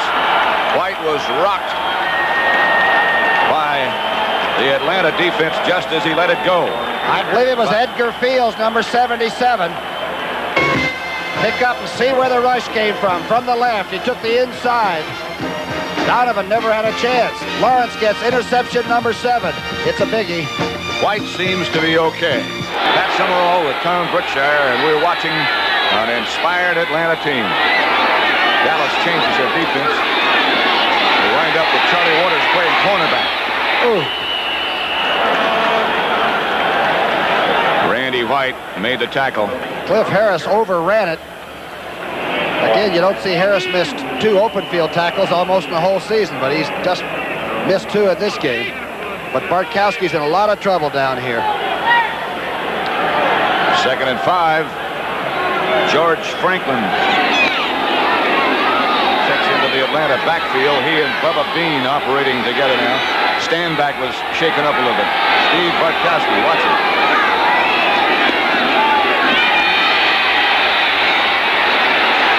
Waters almost picked it off. Intended for George Franklin. That was the hands of Steve Bartkowski that we were looking at close up before. Scouting reports say he flexes his hands nervously until he's getting ready to get the snap and then gets firm with it. And some defensive linemen claim they can go ahead and jump the barrier and take him on when he stops those hands from moving. Not have to worry about linemen moving and reacting to movement on the other side just when he stops. They might get a little jump on the gun. They don't need much of an edge. It's 3rd down. Haskell Stanback has recovered from whatever was wrong with him. And he gets the... Nope, Bubba Bean got the carry. On 3rd down. And he'll have to punt again. And Harvey Martin came down the line behind Randy White. Watch to your left. Bubba makes one move and has no more time. 79 suddenly is alive. And you get in a situation like this, that of course is Tom Landry, and you think about the Atlanta philosophy, you have to be very careful that you don't all of a sudden become too conservative, because you can lose what you had going for you. What's the stance on this punter, James? He's got both feet parallel, doesn't he? He says the reason for that is if the snap is bad, he can go either direction quickly. Or backwards. This one they do not try to block, and James hangs it high. Butch handles it. And again, the Atlanta coverage is down there in excellent shape. Paul Reisick, who snaps the ball on the punch, was the leader. They hold punt returners to 5.4 yards a shot. They've done it all year. Tomorrow night on CBS, 60 Minutes, All in the Family. Alice, Kaz, New Year's Eve with Guy Lombardo's Royal Canadian. And Alice is tough, you know. Flo can't find a date for New Year's Eve, and that hurts me a little bit. Special guest on the Guy Lombardo show will be Cab Calloway, Heidi Ho, and Kelly Garrett. 1st down, Dallas at their own 46. Dorsett swings in motion to the right. Laidlaw takes the pitch back. Gets around to the outside, almost breaks loose. Gets about 5. Tom Pridemore stopped him. Good block by Rayfield Wright. I can't break that guy's code. Let's go down and see if John Unitas is frozen yet. A little update report on Roger Staubach. He is feeling a little bit better. He is quite nauseated and doesn't recall too much of what's going on at this time. The Atlanta Falcons appear to be going away from the game plan of the short, quick, tight passes and going for the deep stuff. Right now, the momentum seems to have turned around for the favor of Dallas. All right, John, thank you.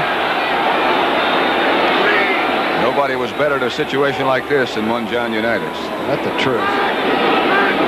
2nd and 5. Laidlaw again. The ball carrier is tackled by Fulton Kuykendall. Kuykendall is something. Dick Vermeil coached him at UCLA and said his IQ is near genius. They call him Captain Crazy, but he really isn't. He plays under control and loves it. But he can really tackle. There's Roger. He's walking a little bit better now all the time. He's probably clearing those cobwebs, huh? He really took a hit from Pennywell. 9:19 left to play in the third quarter. And Atlanta holds on to that lead. The throw is to Drew Pearson. In a clutch situation, 88 is the man they look for. Is he classy, though? Watch the way Mr. Pearson gets the feet down before he goes out. Nureyev couldn't have done it any better. And he's there. Rick Bias is number 38 for Atlanta that pushed him out of bounds. Watch that move again. Not bad. Totally under control.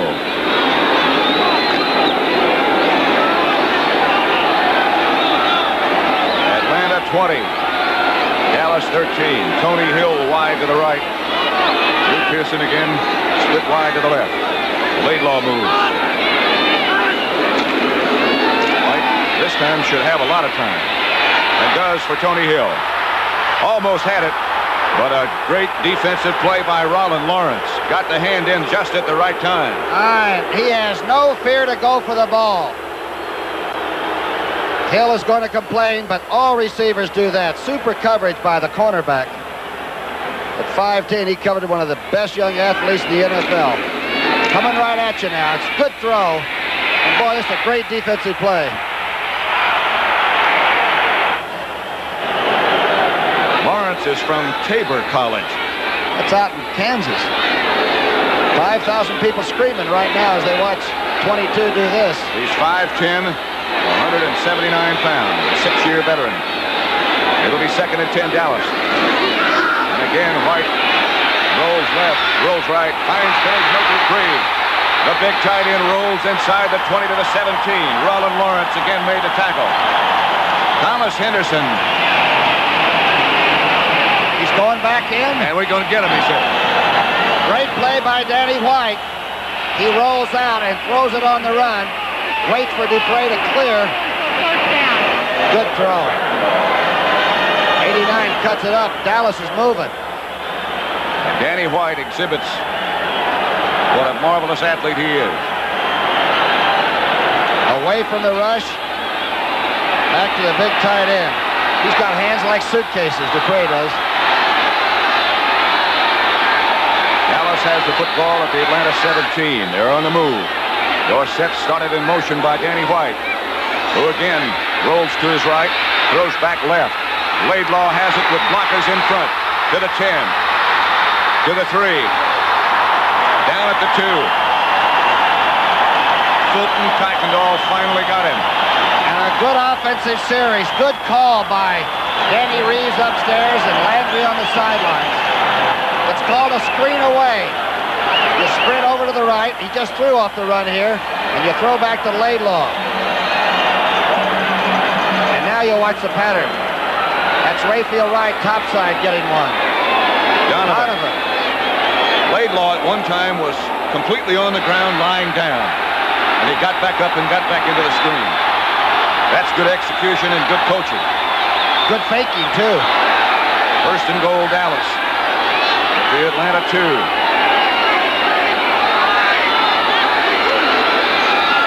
Danny White rolling right. And closing it. It's down. Jackie Smith.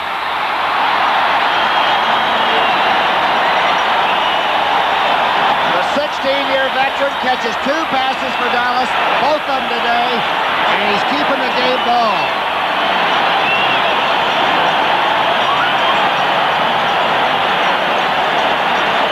Crowd is now going wild. And Danny White had a lot to do with this. Good fake to Laidlaw. There's Jackie. Does he get him down? You betcha, man. He did take that ball to the bench with him.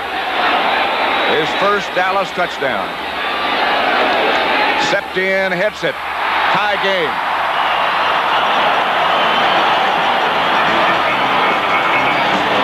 That distance and tied this game at 20-20. Jackie Smith, touchdown pass from Danny White. Tom Pridemore takes the line drive kickoff and has it in good shape and almost broke it out to the 40. It was George Franklin. I'm sorry, it was not Pridemore. And again, a penalty flag is down.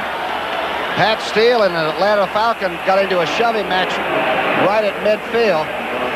It's time for the Atlanta offense to get in gear for the second half. Lehman Bennett watching the happenings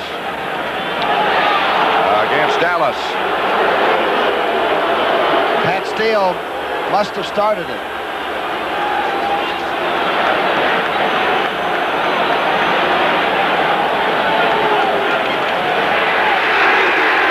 Personal foul, unnecessary roughness, 82 in defense, the first down.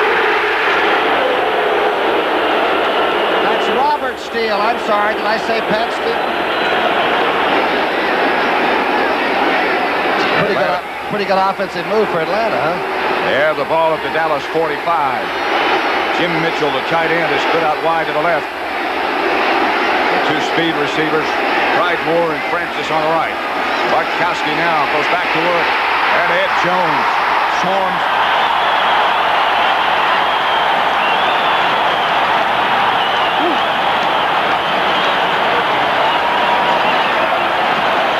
Sack number 4. But remember, number 72 is the signal. When he turns on, they all come. The right part of your screen. He won't be alone back there. Harvey Martin came over and told Bartkowski, we're here. Loss of 9. Too tall is number 72. It's even fast in slow motion. Dallas 20, Atlanta 20. 6.5 minutes left, third quarter. Second and 19. Now let's see what happens. Bartkowski fires and has the ball ricochet off the fingertips of Alfred Jackson. The ball was there. Jackson did a hang-around job. He's had 4 catches for over 50 yards. He's the sprinter from Texas. But look at the rush on number 10. This time he throws sort of a screwball and it flutters and hangs, and Alfred just couldn't stand around long enough to catch it. You better go. Dave Stalls is number 65. Perhaps you saw him in the Dallas rushing unit. They use everybody. Third and 19. How conservative do you play now? Jackson comes out to the right. You play with George Franklin, your ball carrier. Here's popped from the side by Randy White. One that he'll remember for a while, although he gets right up. 2-year running back from Texas A&I. Franklin almost went to the wrong bench. I think he was just checking the number of the guy who decked him. Defense gets the hand from the crowd. Butch Johnson standing back at his own 10, and John James will kick for Atlanta. Pat, he has kicked 25 out inside the 20. He is very good at kicking it out. Averaging today 44 yards. Cowboys again do a lot of shifting and running around, looking for a place to rush. Atlanta starts to move and shuffle. Isaac just waits. Another high, good kick from James. Goes into the end zone. They'll bring it out to the 20, where Dallas will take over with Danny White as their quarterback. If you joined us late, Roger Staubach is out, knocked down by Pennywell in the second quarter. They say he has a concussion. He won't press it. Change him, because they're huge. And they want Notre Dame pretty bad. That'll, of course, be on CBS. Lindsey Nelson and Paul Hornung. Dorsett squirms around for 4 or 5, more than he should have gotten, perhaps. Tom Pridemore finally took him down, but he got maybe 8 before he got through. I thought I saw 3 or 4 Falcons going for the football there as he was making the spin. Here's Kuykendall moving over, shifting into it. Lawrence gets some. Kuykendall gets a little. You have to get about 5 on Dorsett. Once he breaks that line of scrimmage, get help. Talking before the game to Kurt Mosier, who was on the Atlanta staff, not coaching staff, administrative staff, and he said, we think that really our best chance would be brought about if we can get the Cowboys to fumble it. And they've had 5 turnovers. Dorsett again. He rolls for a Dallas first down. Edgar Fields made the tackle, but number 33 has got it in high gear. Looked like Rafferty and company did a good job on the right side. Watch them seal off Rayfield. And notice when Dorsett runs, the head does not bob. There's no extra motion. It's a glide. Good block by Herbert Scott, the pulling guard, too. He's finally getting... They didn't put the warm-ups on the posters. White throws. Tony Hill has it. Not out of bounds yet. And Hill is in Atlanta territory to the 42. Kuykendall got him down. All the way from the linebacking spot, and it's a good thing he came out. Bias gets caught. Watch the left part of your screen. Let's see how the block he was on this. Dorsett seals off a blitzing linebacker. The shirt just won't get the job done. Bias goes out of bounds, and Thrill Hill stays in. Here comes Kuykendall. Boy, that's pursuit.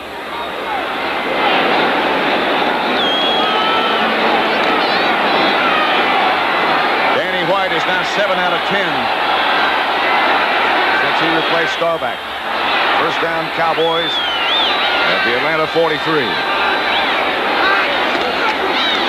Fake Dorsett. Protection is good, and Hill is just overthrown. He was wide open. He had won his battle.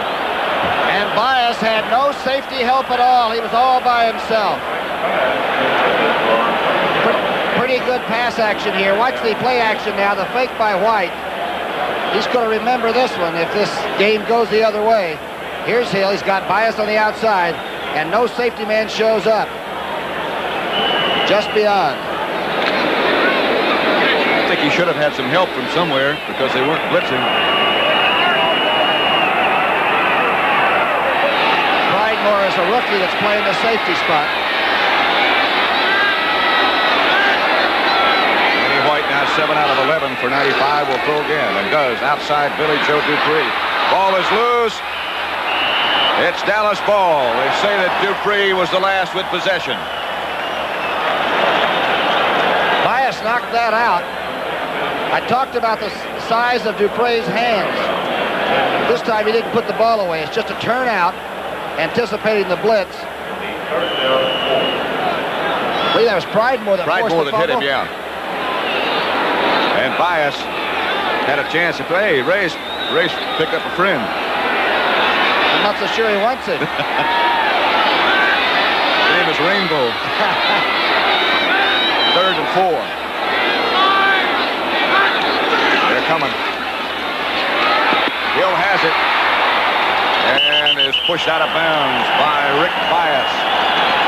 But it's another Dallas first down.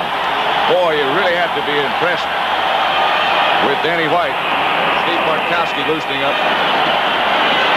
White is now 8 for 12 for 101 yards. And the big one he just didn't quite lay in there. He gets rid of it quick, doesn't he? The quick out. Tony Hill. And you know what Gil Brandt told me, their scout, the head scout, that Hill runs better with a uniform on than he does just in track gear. That's a plus. Here's Dorsett swinging behind Rafferty. Gets 2 or 3 before Edgar Fields. And Jeff Burrow make the tackle for Atlanta. 20-20 tie with 1:50 left in the 3rd quarter.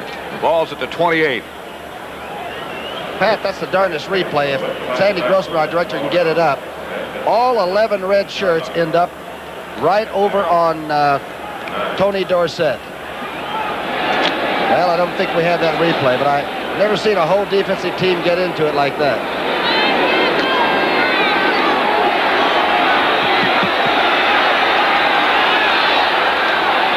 So it's 2nd down for the Cowboys.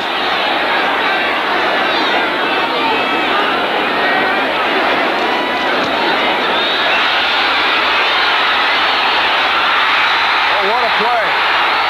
White, they say that Dorsett has the ball, but the officials say that White was down on the ground as a result of contact.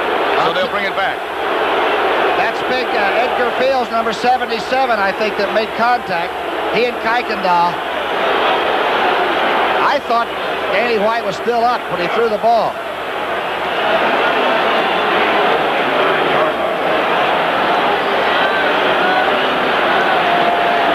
We're behind the formation. We ought to be able to see it here. Here's Kuykendall on the blitz. Got him by the foot.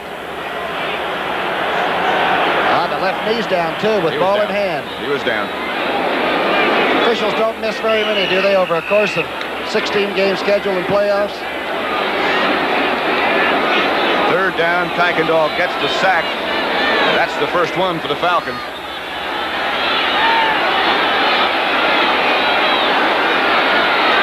Preston Pearson in the game. That sack by Kuykendall also took him out of field goal range.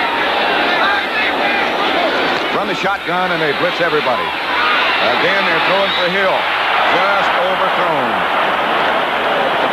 Just a bit. Two cornerbacks converged. Again with the total blitz. You've got three guys back there that are really tearing their hair out. White just let him over. There's Hill running the inside. There's Bias on the right. Lawrence on the left. They got him turned around. And twice, he's been very close to 6. And Danny White has missed him. Danny White will now perform his other act. They'll keep him honest this time, I'm sure. They'll have somebody making sure that he doesn't run out of punt formation. He's going for the corner. Into the end zone and back out. Touchback.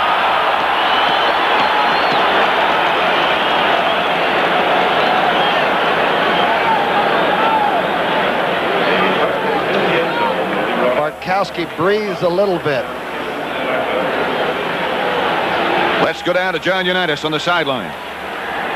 Okay, you're looking at a team that everyone says is a miracle football team. They're not a miracle football team today. They played Dallas off their pants the first half, and they have the confidence right now that they go out and beat them the rest of the afternoon. All right, John. First down for the Atlanta Falcons, and Dallas blitzes this time. Haskell Staubach gets outside and will have an Atlanta first down. Charlie Waters chased him. I believe Jim Mitchell got the big block, the tight end. Mitchell took Harvey Martin to the right of your screen inside and worked him right in and jammed the linebackers that were blitzing, Patrick. Staubach came back rather well, didn't he? Yes, he was shaken in the first half. Bartkowski is now 5 of 13 for 59. Had a pretty rough third period. Pat Summerall with Tom Brookshier at Texas Stadium, where the Falcons and the Cowboys are tied at 20 apiece. Bartkowski had a man open. It was almost picked off. It is. That's Aaron Kyle who got the rebound. Shades of the Super Bowl. They did the same thing in that game. Penalty markers down back by the Atlanta offense. Interception that was not Bartkowski's fault. The penalty was against Atlanta. Dallas refuses, and Atlanta player is hurt. What a play by Cliff Harris deep. He kept the ball alive, and the #1 draft from Wyoming came out with it. Boy, they were looking for the long throw, and this time Bartkowski tried to split it. It's about a 15-yarder in between. Harris dives for it. Watch him keep this one alive. Here comes Kyle out with it. Intended receiver was Alfred Jackson, Jim Myers, Danny White, and Tom Landry. Jim Mitchell is the injured Falcon, and Bartkowski talks with Lehman Bennett. So open on that pattern against the Eagles last week, and they said he just ran a good pattern. That's all there was to it. First down, Dallas at the Atlanta 41, tied at 20-20. Dupree on the end around. Breaks one tackle, still on his feet. Billy Joe Dupree, they can't get him down. Edgar Fields finally did, but Billy Joe looked like a runaway truck. And that's the second time he's carried the football this year. Not a bad average, BJ. Makes a good cut. You're right. Broke out of the grasp of Roland Lawrence. That's the end of the third quarter. with the score Atlanta 20, Dallas 20. We now pause for words from your local station. 20. One more quarter to play, at least. Danny White, the Dallas quarterback. He has Scott Laidlaw and Tony Dorsett. Fumble. Dorsett gets it back. Goes out of bounds, but about a 7-yard gain. Laidlaw, I think, came across for the fumble, but nobody else but 33 makes that move. O.J. Simpson, yes. Gale Sayers, yes.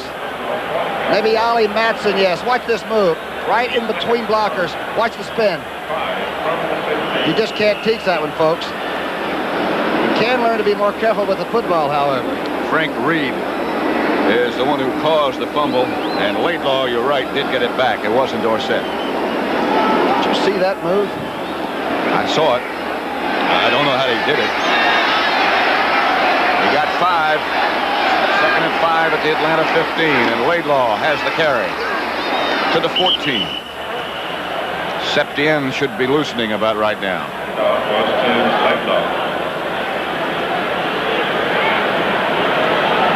Lewis that's sealing down. When I think of that name on the wall across there, that Bob Lilly, the great cowboy, played 14 seasons and never missed a game. With that kind of action, I just don't know how it's done. I don't understand it. That's the circle of honor. It contains 4 names: Chuck Howley, Don Meredith, Bob Lilly, and Don Perkins. White has it not picked off. Almost picked off by Frank Reed. But the officials say he trapped it. Frank didn't want to give the ball back, and you can't blame him. When you're a secondary man, you just take what you can get.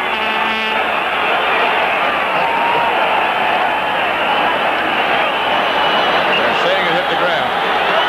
Reed is still objecting, and rather vigorously. But I like the way the officials at least talked to one another very briefly and said, nope, it was incomplete. You know, the losing team has a long rest. That's the reason everybody's so hot. We're already really in sudden death.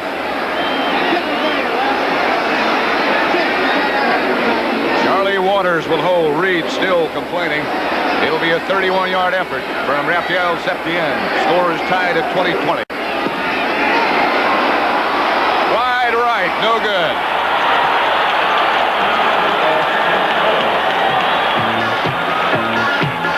We can pick it up. It's trapped, all right. But you don't know it when you're hot and you're trying to come up with that ball. The score remains 20-20 with 14:03 left to play. Or Irving, Texas, I suppose I should say, where the stadium is located. Bartkowski gives the Staubach. Good-looking run. About 9 yards for Haskell Staubach from Tennessee. And again, the big rookie from Michigan, Ken, 78, got out in front of him. When they get Bryant back, this Atlanta team is going to have bookend tackles that weigh 275 apiece. Both 6'6". They're all young except old Van Note, who stays in the middle and blocks as well as anybody. The statesman, they say.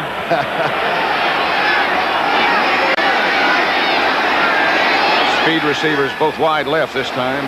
Rickman, Francis, and nothing doing for Randy White,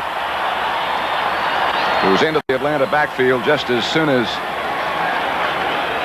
Mike Esposito got the handoff. Remember what Avellini told us when he and White were teammates at Maryland, that no matter if he put the red shirt on and it was dummy practice, that his own teammate just kept clobbering him every afternoon. He liked him, but he had to hit him. To avoid being hit. Bartkowski, by the way, is 0 for his last 7. Not for his last 7. They need a yard for a first as the clock continues to wind down to 12:50 left to play now. 3rd and 1. Cowboys all up on the line of scrimmage. Bartkowski is going to go for it. And much more. Or he was until Larry Cole got the first hands on him. Second sack for Larry. There he is. Larry could follow a couple of mules right across the plowed field, but I tell you, he makes the big ones. Watch 63. To the right of your screen. Big move. You never want to fumble, but we're getting in a situation now where you really got to be careful. If you look at the sack.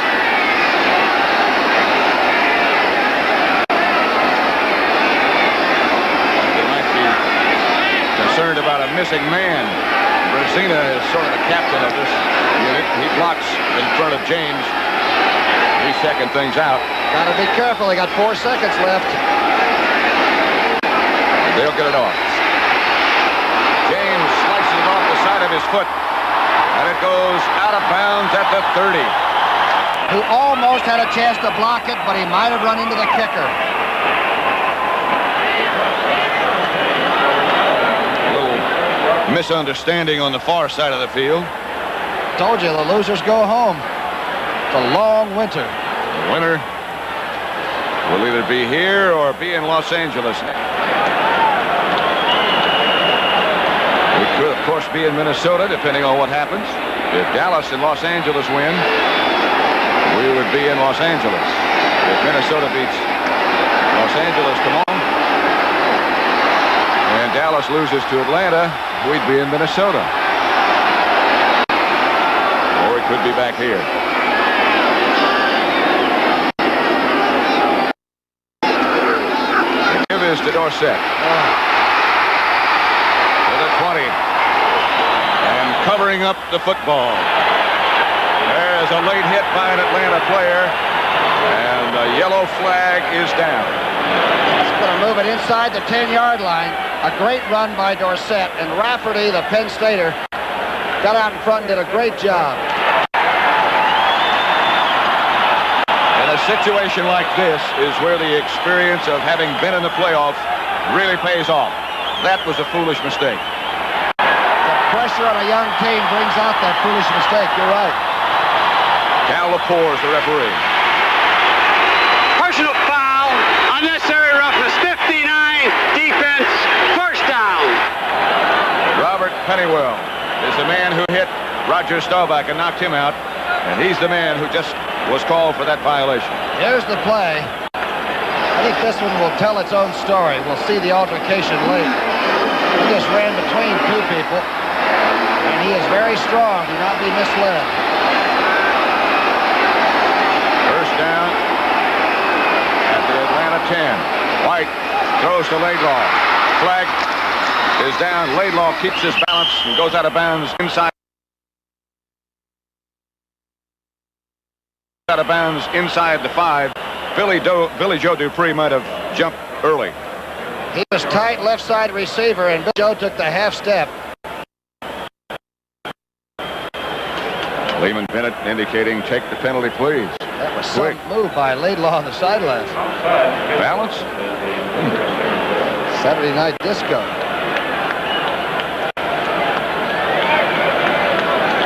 You mentioned at the beginning of the broadcast, we talked about the officials. What did you say? 91 years of NFL experience in this crew. Stan Javi has 20. Side 89, offense, first down. It'll be 1st and 15. Just outside the 15.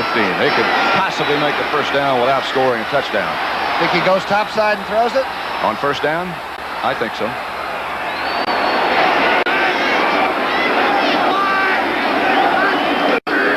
To Laidlaw. Laidlaw to the 1.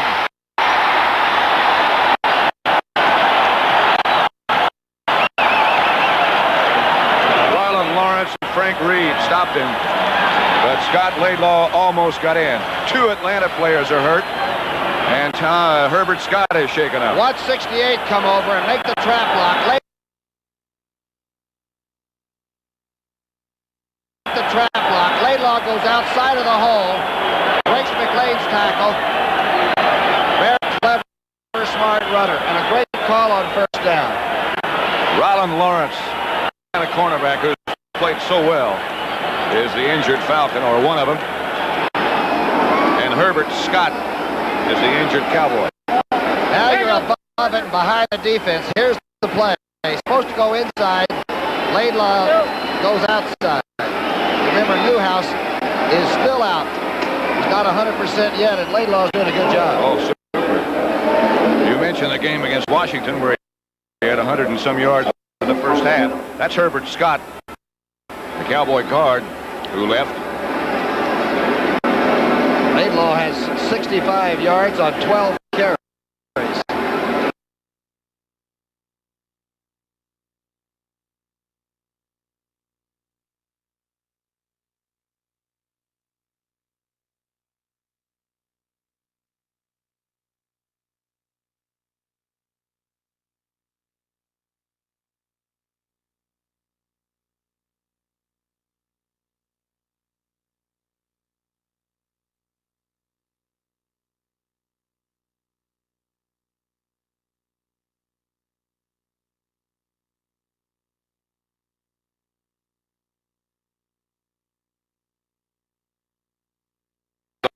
Line of scrimmage now from Drew Pearson.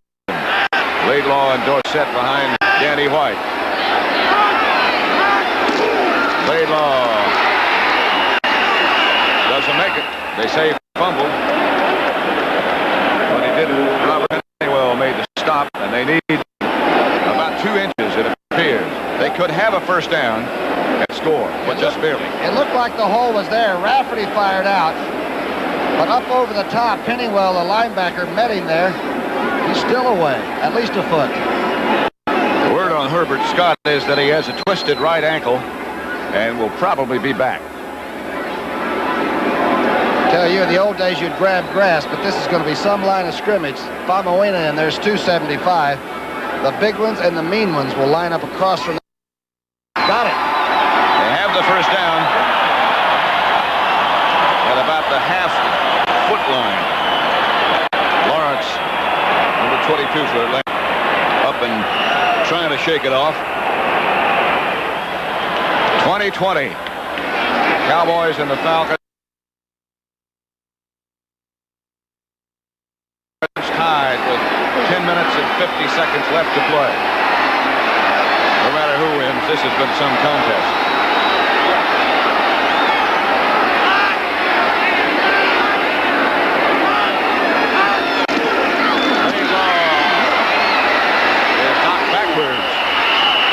No indication that he got in.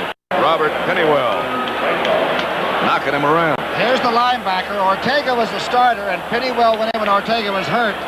And now Ortega can't get back in, and you've seen 2 good reasons why the last 2 plays. Went right up and met him right over the top. Dridemore was in there too, the rookie safety man. There he is, 27. 59 and 27. Belly to belly and back to back. They still... Billy Joe Dupre and Donovan, the tight end and the tackle to your right of your screen. They get everybody down and make it fairly routine for that play. They took him down, and Laidlaw went over the top. It's Dallas 26, Atlanta 20. Raphael Septien with a very important extra point attempt. 27-20 out of the hold of Charlie Waters.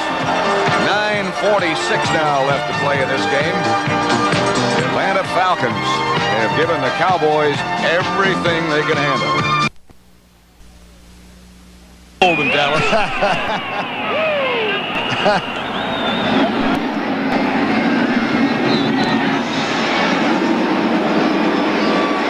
The ball goes between the deep men for Atlanta and out of the end zone. And the Falcons will operate from the 20.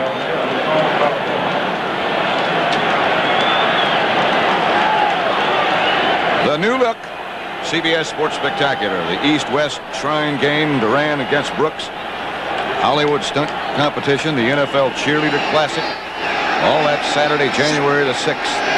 The new look. Roberto Duran and Monroe Brooks will be some fight to see, too. I don't know much about Brooks. Good fighter? Know a lot about Duran. Yes, good fighter. Haskell stand back, and Mike Esposito. Screen pass over the head of too tall Jones, and Esposito stays on his feet until he's taken down by Randy White. That's one of those deep screens that's supposed to be behind the line of scrimmage and takes place upfield. Now watch to the right of the right of the screen, and you'll see D.D. Lewis, number 50, get right in the middle of the screen action. Somehow, ball carrier comes out the other side. That happens once in a while. 8 yards. I'll make it 7, 2nd and 3. George Franklin is taken down by Harvey Martin behind the line of scrimmage. He couldn't maintain his balance. There'll be a loss of about 4. Martin's had that bad knee most of the year. You remember the question you asked Tom Landry yesterday? Asked him how was Harvey, and he said he's coming along. He's not what he was, but he's getting there. He was the MVP in the Super Bowl. He's made 3 or 4 plays in the second half when the Cowboys really needed him. Forward roll. We'll make it 3rd and 9, and watch him come now. Oh, boy. Atlanta operates from their own 21.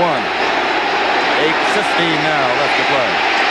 Bartkowski has people chasing. He almost had Billy Rickman, but he couldn't handle on. Benny Barnes on the coverage, and good coverage. And a great play. Only as the ball touched the hands of Rickman did Barnes go through his shoulder pads. Watch the blocking up front. Scott against Randy White. I'm telling you, there's some contact. Bartkowski has really impressed me, though, moving around in the pocket. As you said before, we'd heard all week about his lack of mobility. But that certainly hasn't shown today. John James back to kick for Atlanta.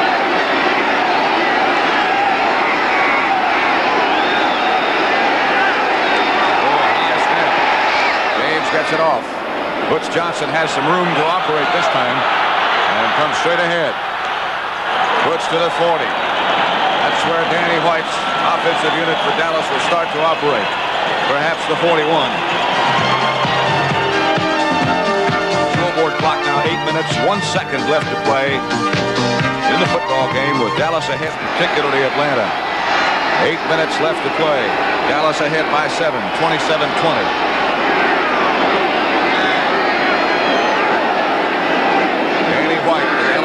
Quarterback sends Pearson in motion and gives to Dorsett. He spins out of the hands of Pennywell, or the arms of Pennywell, and gets 2 or 3. Not much more than that. I'm impressed the way Danny White's been running this multiple offense just to put it all together in a playoff situation as the young quarterback that's watched Roger for so long. But remember, the Atlanta Falcons like the last couple of minutes of a football game. Who could forget that after what's happened to them this year? The whole season. Herbert Scott is back in the game at left guard, and Rafferty and Wallace continue to alternate. 2nd and 7.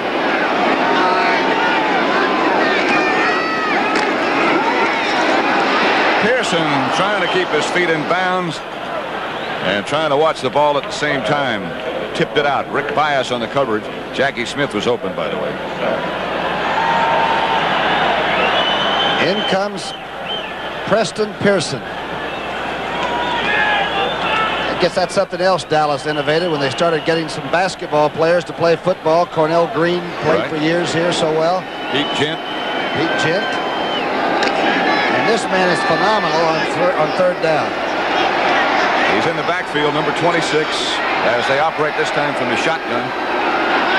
Standing momentarily behind Danny White. Comes the blitz. And Danny White's got to run for his life. And does. Got it out of bounds, and that was a remarkable achievement considering he had 3 men in red shirts chasing him. His intended receiver was Billy Joe Dupree. Pridemore had a 7-yard run from the safety spot, came right up the pipe. He went by Fitzgerald, who was blocking in the line. Look at him moving up. Kuykendall, and that is some angry group. In fact, Danny White did a very, very fine job. Look at the numbers on all 3 of those guys in the chasing him. All 50s. All linebackers. All mean. Danny White back to punt for Dallas. Cowboys lead the Falcons 27-20. A lot of time left, though, particularly when Atlanta is involved. He'll try to go out of bounds with it. Rickman signals for the fair catch inside the 10 at about the 8. That's a good thing he did, because the Cowboys had good coverage down there, and they will let it bounce and down it at the 1. Normally, you wouldn't handle it inside the 10, but he had to. You think Atlanta can come back? They're going to give it a shot. After watching them through the... Mike Esposito broke a couple of tackles, but the referees are going to be involved in the next thing that happens because a flag is down already. Dallas really was dropped deep that time. Cliff Harris was 18 yards to the line of scrimmage. Holding against Atlanta is the preliminary indication.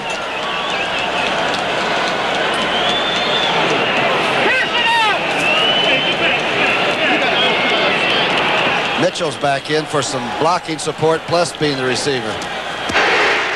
Rickman goes back in too. 7-0 offense, first down. Dave Scott is 7-0. And he's been working against Randy White all afternoon. And actually has done a pretty good job. Oh, that's a day's work. So Atlanta operates deep in their own territory. Back at their own 5. It'll be 1st and 15. 14 make it. Bartkowski out of the end zone. Plenty of time. What an interception by Charlie Waters. I didn't think there was any way he'd come up with that. Intended for Mitchell. He almost had an easy one earlier and dropped it. There's some argument on the field about it. Atlanta staying with the offense. Penalty flag is what the problem is.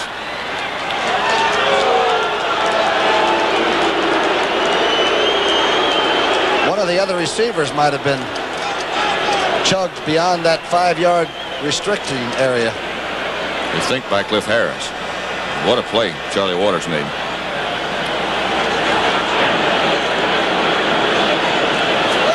Out at the 10 is where they finally put the ball down. Illegal contact, 31. Defense is a first down. There's Benny Barnes, not Cliff Harris. Sorry, Cliff. Let's see if we can find where Benny Barnes was, because Waters cuts under from the safety spot to make this as the roll by Bartkowski. Here's the throw. Well, that's some play. Here's Bubba Bean, or Haskell Staubach coming out of the backfield.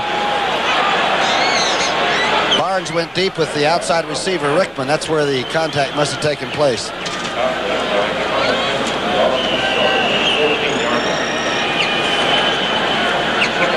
Atlanta's got to get out of this hole before they can really put it up the way they'd like to. 6:20 about will be left by the time they put this ball in play. This game was a sellout, and it's still in. Nobody's left. Oh. That will be an Atlanta first down, and they're coming out of that hole, Tom. D.D. Lewis made the tackle. Staubach had 43 yards before. You know he left injured. He came back all right. Woo! Took Larry Cole one way, and Randy White ran around a block, and Brunig never got a shot. You know, Jeff Van Note must have done a good job, because we haven't called Bob Brunig's name, as I can recall, but one time today. And he is the key to that middle linebacker defense, oriented that way by Dallas. He's got to make a lot of tackles. Van Note, of course, is an excellent center and has been for quite some time. Falcons are out of that hole at the 45. I think it's Wallace Francis who made the catch. It may be Alfred Jackson. It's Francis. Francis is something. He comes across the middle, absolutely fearless. And I'll tell you, if you have a family, that's a dangerous spot against the Dallas secondary. He never even looked for anybody, and he did make some contact. It's not all that safe, even if you don't have a family. If you're just a bachelor, you got to worry about that. You may never have a family. And he may have another Atlanta first down in Dallas territory. Charlie Waters made the tackle. Van Note pulled out and got a pretty good block on Henderson, and Staubach ran outside of it again. Haskell Staubach, look at this, out of the eye. Runs outside of the good block. When you consider what Atlanta has done this year, do not change your set. 5 times they have won games in the last 2 minutes. Twice they did it when there was no time left on the clock. Now they're hoping for a tie. Bartkowski with good time. Intended for Mike Esposito a little high. Good blocking on the line of scrimmage. They took Ed Jones by one way and Harvey Martin by the other. Also good coverage. There was nobody open on this play. Here's the war. McKinley working on Ed Jones. Doubling. Getting help. She needs. He's only giving away 45 pounds to Jones. 4 minutes, 8 seconds left to play. A line of scrimmage. The Dallas 47. Cowboys ahead by 7, and they come with a blitz. Mike Esposito will get the Atlanta first down. A perfect call against that defense. Safety blitz on short yardage, and that time Atlanta won the duel. Watch number 43. Scott blocks on Randy White. Brunig's having his problem with Van Note again. First down. Cliff Harris on the blitz ran right by the ball carrier. Obviously they were thinking pass. 3:35 now, 3:32 left. 27-20 Dallas. Bartkowski going deep. He's got a man and he overthrows him. Alfred Jackson was open. 9-3 sprinter is what he had open. The relay team at Texas. Bartkowski is impressive today, too. Yes. Very cool.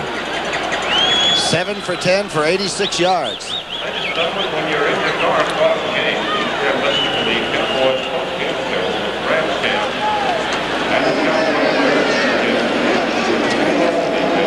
He had missed 7 in a row at one point, so that statistic has to be an error.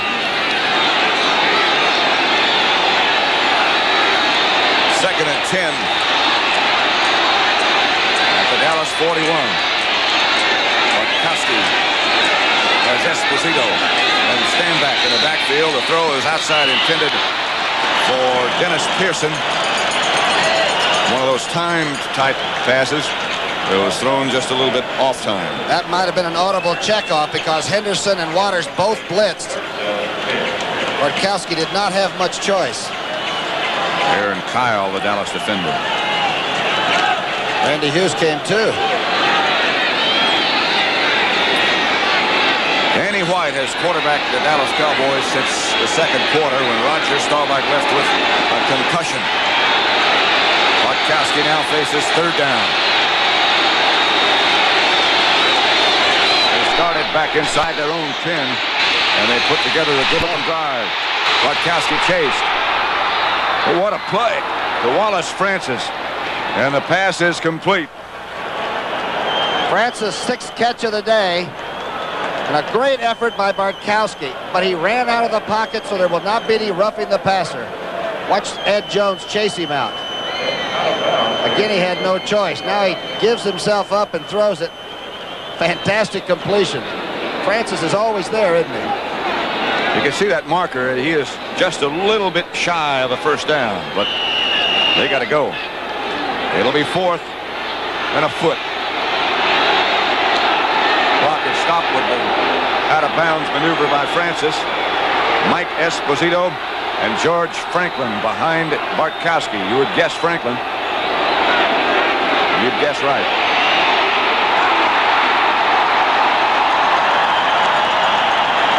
Don't believe he got it.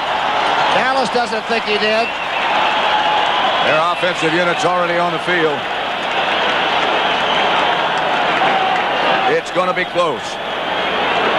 3:09 left. Close enough for them to measure.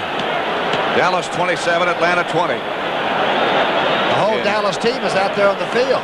Quite a football game. I hear Whistling Ray somewhere. Dallas has it.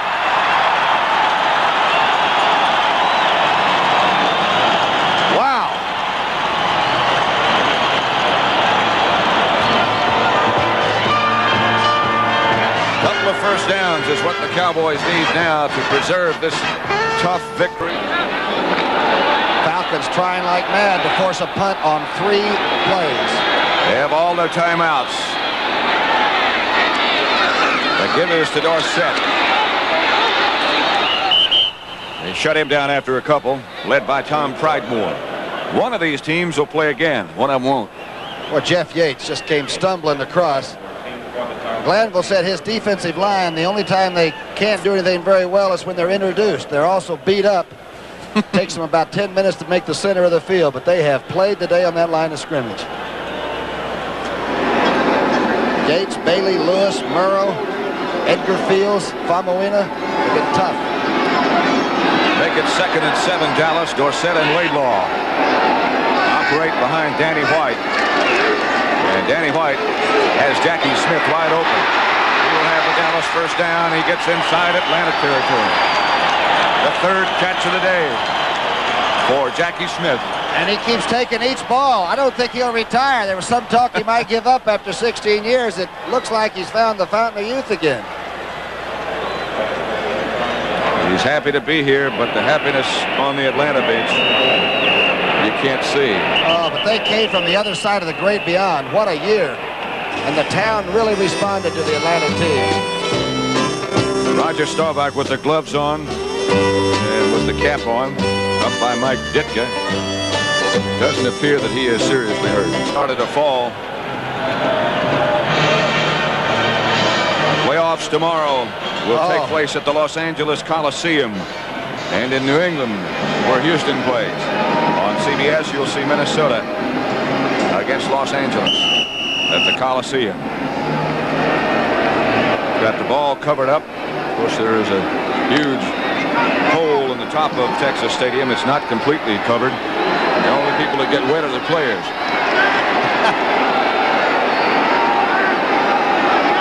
At the 46. Both tight ends, Jackie Smith and Dupree, in the game as Dorsett swings behind Laidlaw. Stays on his feet, goes out of bounds on the far side of the field, stopped by Greg Brzezina. He did not get out of bounds, and so the clock continues to run. And the pursuit of that Atlanta team still is something to see. The entire 11 red shirts were right with Dorsett on the far sidelines. He's got the breath knocked out of him a little bit, too. Dorsett goes out, and Preston Pearson comes in to take his place. Drew Pearson already in the game. Frank Reed limping for Atlanta and limping out of the game. Moriarty takes his place. No matter if Dallas does hang on, and you certainly have to congratulate them. Not often you congratulate a loser, but you certainly have to say something awfully nice about the Atlanta Falcons. Timeout. Dallas. Eddie LeBaron's done quite a job. The entire Atlanta operation. They'll be going to camp in 3 weeks after this season. By a touchdown. These two coaches, Tom Landry and Leland Bennett, perhaps should try the profit business. Billy Joe Dupree is the intended receiver. I don't understand the play. I don't either. Over on the Dallas bench, Thomas Henderson and Tony Dorsett talking about the Super Bowl. If the Cowboys win and Los Angeles should lose to Minnesota tomorrow, the Cowboys would host the NFC Championship game next Sunday here at Texas Stadium.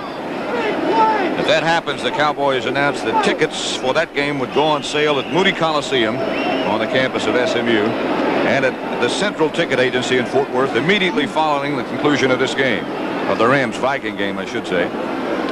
It would remain on sale for 2 hours. The sale would resume at the Cowboy ticket office and the Expressway Tower at 10 o'clock New Year's Day. And I'll tell you about the rest of the ticket information in just a minute. 3rd down, Dallas. And again, the ball goes in the air. Tony Hill is saying illegal contact was made with Rick Bias, and it looked like he had a legitimate complaint. Rick is still battling, though, isn't he? He was going for the ball, and I imagine the official looked up to see where his hands and eyes were. Now, if Los Angeles defeats Minnesota tomorrow, a limited number of tickets for the NFC Championship game between Dallas and Los Angeles would go on sale for Cowboy fans at the Dallas Cowboy ticket office Tuesday, beginning at 8 a.m. So I hope you got all that. Cowboys 27, Falcons 20. And almost a minute left. Getting White back to punt for Dallas. Atlanta has all 3 timeouts left and 59 seconds on the scoreboard clock. So, keeping in mind their history, don't leave.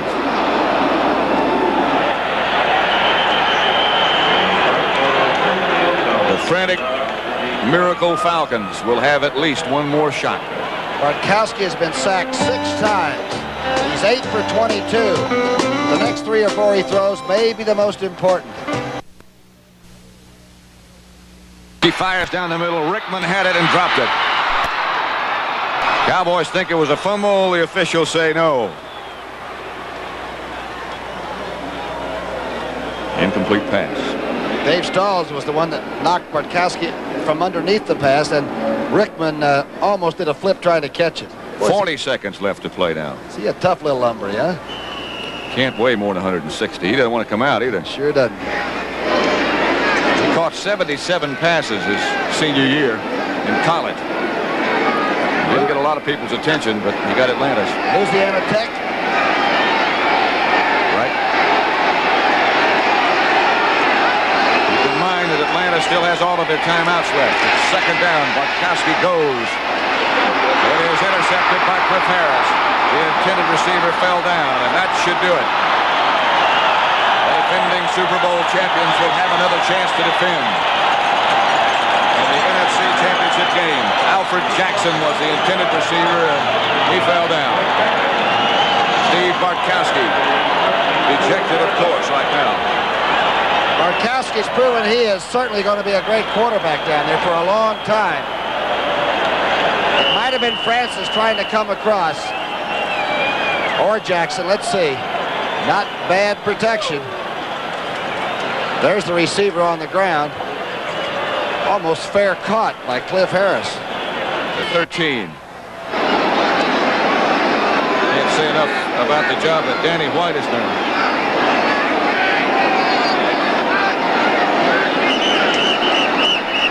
Falcons jumped offside. I just loved it when the underdog came in and said, "You're 14 points better than we are. Prove it." If you think about what Lehman Bennett said, I was talking about the profit business before. Lehman Bennett said it would take at least 23 points to win. Dallas got 27. There's Lehman. Landry said in a playoff game, 14 points is too much to give anybody. False start, moving before the snap. 68 offense. First down. It was a Cowboy who moved that we didn't see. It was Herbert Scott. There is Landry with the rest of his team, including Bedford Wynn. He's always there. Clock running. And just as soon as that play starts, and the Falcons swarm on the ball carrier. Laidlaw, led by Edgar Fields and Jim Bailey. That's the one that hurts when you're getting ready to go on to another playoff game and the big guys are still mad about going home and not playing anymore. Lehman Bennett's staff has done quite a job, and so has he. 27-20 with 22 seconds. Laidlaw is hit right at the line of scrimmage. They'll obviously try to strip the ball, but Edgar Fields and the rest of the Atlanta defense can't make it work. They call timeout. They could have fallen on that ball. I was just thinking about that. Maybe they don't know about that game between the Giants and the Eagles when they didn't fall on it, missed the handoff, and the Eagles won. Don't forget tomorrow, the Vikings play at the Los Angeles Coliseum against the Rams. People are saying that Minnesota has no chance, but don't believe it. They said the same thing about Atlanta. Would Tarkington love to do that to the Rams out in the Coliseum? I can't wait to see it.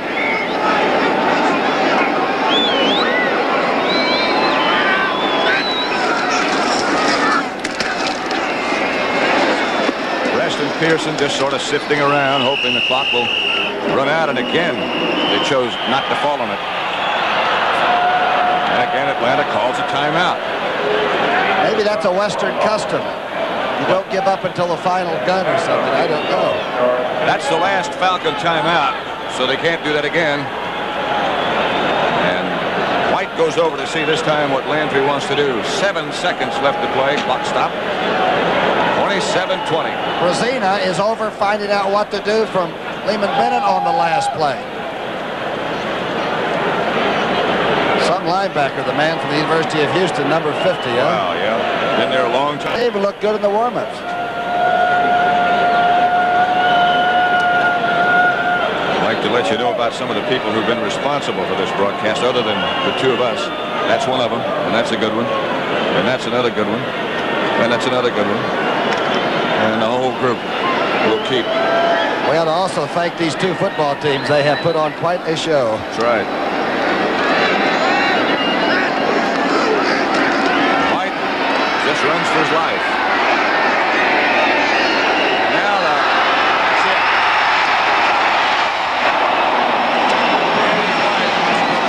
Run out as the Dallas Cowboys, the defending world champions, will have a chance to defend one more time. The turnovers. Can you imagine having 3 turnovers in the first half and being able to come back out? And I still think the Dallas defense sets the tone. It certainly seems like it. And Danny White, who replaced Roger Staubach, did quite a job. This then is Pat Summerall saying goodbye from Texas Stadium in Irving, Texas. For Tom Brookshier, the NFL on CBS is a presentation of CBS Sports.